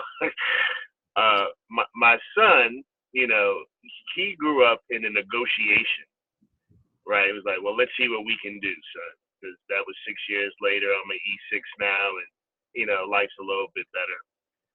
My daughter, and Robbie knows, my daughter grew up, the young one, she's born in Fairfax County, Virginia. She grew up in the house in the white picket fence in the 2-car garage, the whole 9 yards. She never heard no, but how much? And then when it came, high school, about to get into college, after having sent 2 to school, our conversations became a lot different. Our conversations weren't about, well, because I said so. It was about, well, what happens if you don't? Right. You're right. You ain't got to do your homework, but what happens if you don't do your homework? That's not on me. That's on you. Right. And so what I tried to do with the youngest daughter was to get her to take more responsibility for her actions versus what she thought I should be doing, at the point where I realized that she believes she should be treated differently. And in fact, my oldest daughter had clued me to this one year when we were all together, and my oldest daughter looks at the youngest daughter and said, "Who is this man and what have you done to my father?" Right? Because she could see the difference between how I treated the baby girl versus how she grew up. And that was on me. But I think it did reflect the changing times. I still, though, I am in agreement with I said so. There's the thing that you have to say, Brother Robbie, right? It's your responsibility as a parent. And then I think there's this ability to say, okay, now that I've stated my position, what's your position? How do you want to incorporate what I'm asking you to do and the reasons why I'm asking you to do it into the decisions that you're making? Because I'm not responsible for your decisions, just mine. Yeah, and that's where I am now with my youngest. Right. And so what happened? So, and you had that conversation repeatedly. Yeah. Because it's not like I was always a fucking tyrant. Yeah. I mean, there was a point in this relationship where I'm, like laying it out. This is what what you need to do. This will lead to this, let's, jot things down. Let's come up with the plan to get all this done, and this will be smooth sailing if you follow the approach. But that doesn't happen. So, there's one breakdown and you come back. Okay, that didn't work. Let's try this. Maybe we try a different approach. What works best for you? She gives input, we adjust. And after, 2 years of this back and forth, you finally get to a point, or at least I get to a point where it's like, okay, all right, that's not working. Mm-hmm. So now we have to take, a slightly different approach. And that's all that she remembers. Right? Is this now this more disciplined, focused kind of, this is how this shit needs to go, and this is what I need you to do, and we're going to check in, and if the shit doesn't happen, there'll be consequences. We've gotten there over a period of time. It just didn't start that way. Yeah. But it's hard to have a conversation with her about, her lack of support over the 2.5 year period. So now we're in year 3, and it just looks like I done lost my mind because, we're now in year 4 of a, $27,000, $28,000 a year experiment, right? In high school. Yeah. And, every year I'm losing my mind because it's like, this is real money. and I'm not seeing the return on investment. Now, she would argue that there's a return on investment because, you know, all these college acceptance letters are coming in, but none of them are coming in with any money. Like, oh yeah, you can come see us and stay with us for 4 years at $55,000-$60,000 a year. Right. When my thinking is like, you're smart enough, and had you put in the work, you know, day one of your freshman year, we would not only be getting these letters, but there would be, you know, something tied to it, you know, a scholarship of sorts, some sort of award. And that irritates the shit out of me, because now it's like, okay, we've made this investment, you know, in high school, and it's just that the expectation is, okay, now I go to college and there will be this, you know, expenditure of another $200, you know, or $60,000 a year. It's just not gonna fucking happen. And that's cool, I think. Yeah. But then what is that dude, right? No, I mean, but one of the things I'll say about that is that, you know, we are a stickler for who we are because this is just who we are right now. But I'll speak for myself. I wasn't always this guy. I wasn't always the guy who worked harder, especially coming out of high school. My mom used to tell me all the time, and you know, it's one thing to actually, you know, I go into people's houses all the time. It's one thing to see how their environment is. I came up from a really good environment. My mom and dad have always been together. But the one thing that my mom always put her arm around me and said, you are really smart. You just don't apply yourself. You do not apply yourself, but you're really smart. And one day you'll start to understand that. Never really believed that. Everybody's mom thinks they're smart. And coming out of high school, I never applied myself. I don't even think I've ever seen more than 2 A's, and one was in gym class coming out of high school. But my mom kept at it. She just kept at it. You're really smart. You're really smart. You're really smart. In the Air Force, went to the University of Maryland, made mediocre grades, B's and C's, not even an A, I don't think. But she kept at it. She just kept pushing and kept pushing. And then one day, although be it I was in my 30s, and this is what we don't want for any of our kids, I said, you know what? She's been saying this the whole time. So went back to school, reapplied myself, and did really well. And you hate for your kids to follow down the same pathway that you followed down, because I know that my son is a lot more smarter than I was at his age. And I know that he, if pushed in the right direction, he could be brilliant, but he's still following the same path of his father, is like, yeah, I know I'm really smart, but one day I'll show you later on. And, you know, I see that, you know, we're paying money, we're putting them in schools, we're putting them in camps, we're putting them in all the places that they can be put in for them to be successful. Mm-hmm. But it's going to have to be up to them to say, okay, I get it now. And I don't want for my son to have to get it when he's 30 something like me, but I want for him to get it now. But how do you then have that conversation? And I've had it several times, but when does it click? Because I don't want it to click at 30. So, you know what's interesting,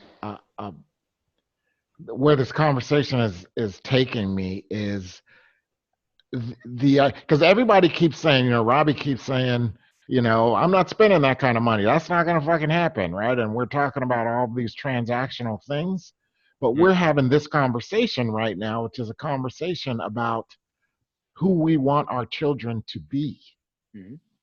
how we want them to get there. So it's not really about the money, even though we're saying that. Mm-hmm. And it feels to me like one of the things that we might want to take away is the idea of entering these conversations not in a transactional manner, but in a, what is the lesson that I want my child to get from this experience? It's going to be what it's going to be. Mm-hmm. But, you know, what is the lesson? Not do I win or lose on whether or not I spend another $27,000 or whatever it is. Because it's not really about the money, because we can afford it. We don't want to spend it, of course, because it's stupid. But there's a reason. There's a lesson in there. The lesson is, listen, this is how you want to look at your life. Even though you can afford something, there's a right way to get there and there's a wrong way to get there. And let me tell you how I get here. Right? Does that make, you know what I mean? I that sounds easier than it is, I know. But it just feels like, you know, and part of it's coming from the way that I'm relating to my own son right now, trying to, which is, it's too late for me to tell him what to do. I can't say I told you so. Yeah. All I can think about is, what is the lesson that I would like for you to walk away with and hopefully apply to your life in some way? Because I can't tell you anymore. Well, when do we start that? Yeah. I agree, Patrick. I think the one thing though that I'd like to offer an alternative perspective is the idea it's not about the money. So ultimately, right, in an ideal situation, it's not about the money, but 30K is 30K. There's lots to be done with 30K. And I think we need to make ourselves and our kids cognizant of what 30K is, what it represents, what the potential of it is, and frankly, what it feels like when it's being squandered or wasted. I think it's a legitimate thing to address. And ultimately, it's not about the money, but practically, it is about the money. There's like a lack of recognition for this investment. And Robbie, particularly if you're feeling that way, right, then I think that's a part of the conversation. This conversation is pushing me to like the edge thing. You know, when you get to the point where you're like, I have got to do something about this. I can't continue on because I'm not happy about it. That's the edge. And that's where we need to apply some of these techniques relative to overcoming that challenge of that edge, because it means that much. And not knowing it, I did this with my daughter. I'm like, you know what? 2 college tuitions is enough, particularly when the one of them is young enough to figure this thing out with all of our help and take advantage of these systems. For her not to do so, I thought was foolish. At the same time, I wasn't going to be equally foolish and spend another $260,000. I wasn't going to do that. Right. Yeah. And I'll just quickly add, I mean, and I agree, you've got to be careful about the transactional side of this conversation, and also the timing of college. And like you, Doug, and you know, I wasn't a good high school student. I did the military for a few years, and that made a huge difference for me. A lot of high school students are under the impression, and their parents, that they have to move fluidly from high school into post-secondary, and that light bulb may not be ready yet, right, to turn on. And so the question is that investment, you know, call it from 19 to early 20s, appropriate time for that post-secondary experience versus something else to allow them to kind of catch up a little bit. And it's, you know, it's not a criticism of the young person. You know, many of us did the military, right, as an alternative, right? You know, I mean, that was just huge for me. I came out highly motivated for a lot of different reasons, but I think in retrospect, I was just mature, could fully appreciate what that college experience was like, you know, develop some discipline, some good habits around, I mean, just learning first aid and weapons and nuclear, biological, chemical warfare. You know, I gained confidence in my ability to learn that I did not have in my high school, middle school years. So I think that needs to be taken into consideration as well. Yeah. I got all my confidence from trips to Amsterdam with Robbie and Jeff. Oh yeah. But I hear where you're coming from. Yeah, I got a little Belgium in that too, right? Yeah. That's right. Navigating Europe, right? Yeah. That'll give you all the confidence you need. I tell everybody, you know, that my true college education was, you know, 4 years in Europe, hands down. Well, try to take that perspective, Robbie, and like everyone here saying, you know, we're all premises like we don't know the answer, but if there's something that's causing you some division between your daughter, you got to really look at what it is and try to move it out of the way, right? And maybe understanding that the investment that you and Shannon made for your daughter, it's going to present itself at some point. And she will show her appreciation at some point. But the choice for what school she's in right now, I don't know the answer. But did she make that choice or did you make that choice?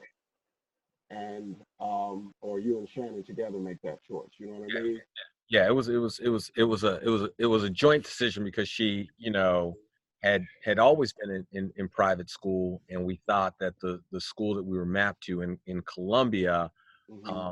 would be a challenge for her because she was coming out of a middle school where there were 6 other kids, you know, and so we really just thought she'd be overwhelmed. But she's a social butterfly, you know, um, And, and so so I guess and then I'll let, of course, allow you to speak freely, but I just want to finish this part uh-huh, and maybe look at what some of us are saying here is that this traditional route, your expectation for her moving forward, uh, look at alternatives that where you won't feel financially gripped to experiences that she can do in gap years. I'm sure you probably talked about, had conversations on those things, yeah, but will allow her to then grow more yeah, and then really tap into the education she received from high school at that point and be better prepared to enter university full-fledged and ready to go. And then you guys feel comfort that, hey,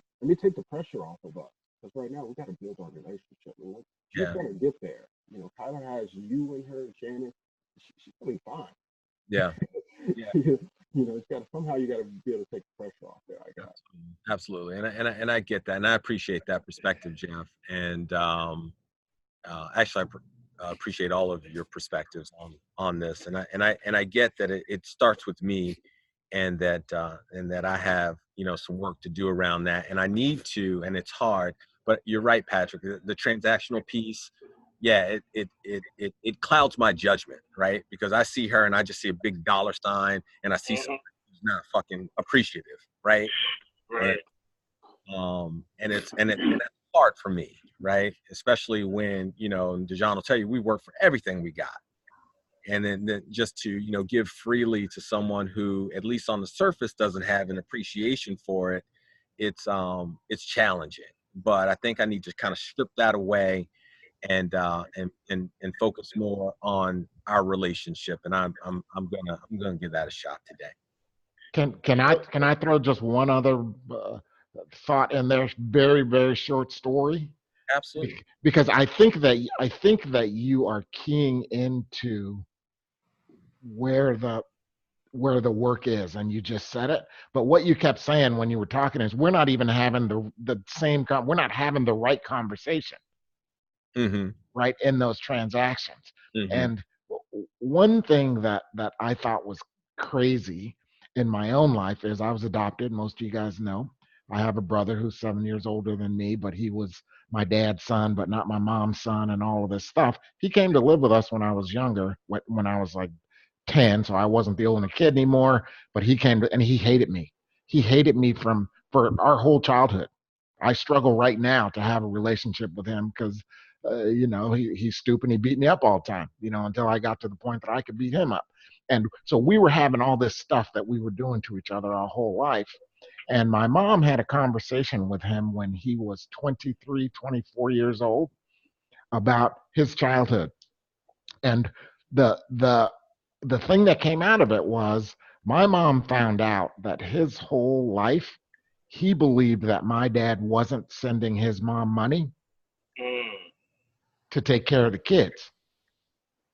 And Mm. so they would go down there to go see him in Texas or whatever, and he'd be in raggedy shorts and whatever it was, even though my dad was sending him all this money. So not to get deep into that, my concept though is he lived his whole childhood and created all these decisions and ways of looking at the world based on an untruth. And when you're saying, we've got all this garbage mixed in, Mm-hmm. into our conversation, right? I left the mom and another guy's there, and all of that garbage. Right. And so she's building a story around that, and you're not having that conversation. I feel like there's one of the things that Jeff did that was awesome on his conversation was he said, I don't have this shit figured out. I don't know. I just know how I'm feeling about whatever it is. If you could ever get to that place where you could just say, you know what, let's just rip the covers off and go back. and just say, this is how this is making me feel, and I don't know, you know what I mean? Clear that shit out. Yeah. And then I bet the rest of it will be easier if you can just figure out how to get there. That's not an easy Yeah, solution. but one of the challenges with somebody at her developmental level, and I think a lot of us probably had the same experience, is that we couldn't understand those feelings and emotions, right? Just couldn't put them into words. So they get expressed in a way that we're reacting to them, and to the extent that I know Robbie's trying to have a conversation, but she may not be at a place where she can articulate like what's going on, right? She can only kind of think and behave a certain way because it just hasn't crystallized, what the issue is from her perspective. But so just acknowledge. Robbie's so smart. I'm sorry, you guys. know that he's an analogy story guy. Go ahead, Douglas. I'm sorry, guys. I gotta run. I just wanted to say thank you for You just can't hearing leave. me You're in out. charge of the session. You got to stay until it's over. I gotta That's run rude. it. It's a sweet 16. It's a sweet 16 for a 16-year-old kid upstairs. So I gotta roll. All right, bro. All right, Thank care, you, bro. man. Great job. Thank you. All right. Thank you. Hey, Yo, love y'all. I need to bounce to myself, fellas. LG. I appreciate this conversation. This was really cool. Brother Robbie, hang in there. Just share your heart with your girl. Tell her how you really feel. Tell her how you're going to make decisions and ask her how she's going to make hers. And it's not a conversation. It's a continuous conversation, I think. And I'm still having it with mine. So, brother, just hang in there. Oh, yeah. Yeah. And I'm certain that this is not just my issue, right? It's all of our issue. Yeah. All right, Guys, fellas. all Y'all right, be good. man. All Yeah, right, I'm Lonnie. gonna sign off as well, guys. But as always, it's been a pleasure. Patrick, I look forward to rapping with you offline sometime this week. Shoot you my resume. Hopefully, we can chat a little bit about that and any perspective that you can give. I really appreciate it. Awesome. Everybody. Happy to help. Yeah, thank you. Everybody else, y'all have a great week. Robbie, I'm sure I'll be in touch with you, and I'll talk to you all soon. All right. Take care. All right. All right. I'm going to get you all out of here. It's up to the team. How y'all doing? We good? I think we are good. All talked out. All talked out. All right. It's 12:15. Guys, take good care. Love all of you. And look forward to talking soon to each one of you. All right, fellas. Take care, Patrick, everybody. what's Good your week. area code to your phone number? 971. 971. Okay. I'm gonna give you a call if you don't mind. Please do. All right, guys. Take care. Hey, Talk Robbie, to you later. take care, bro. All right. Take care. Bye. So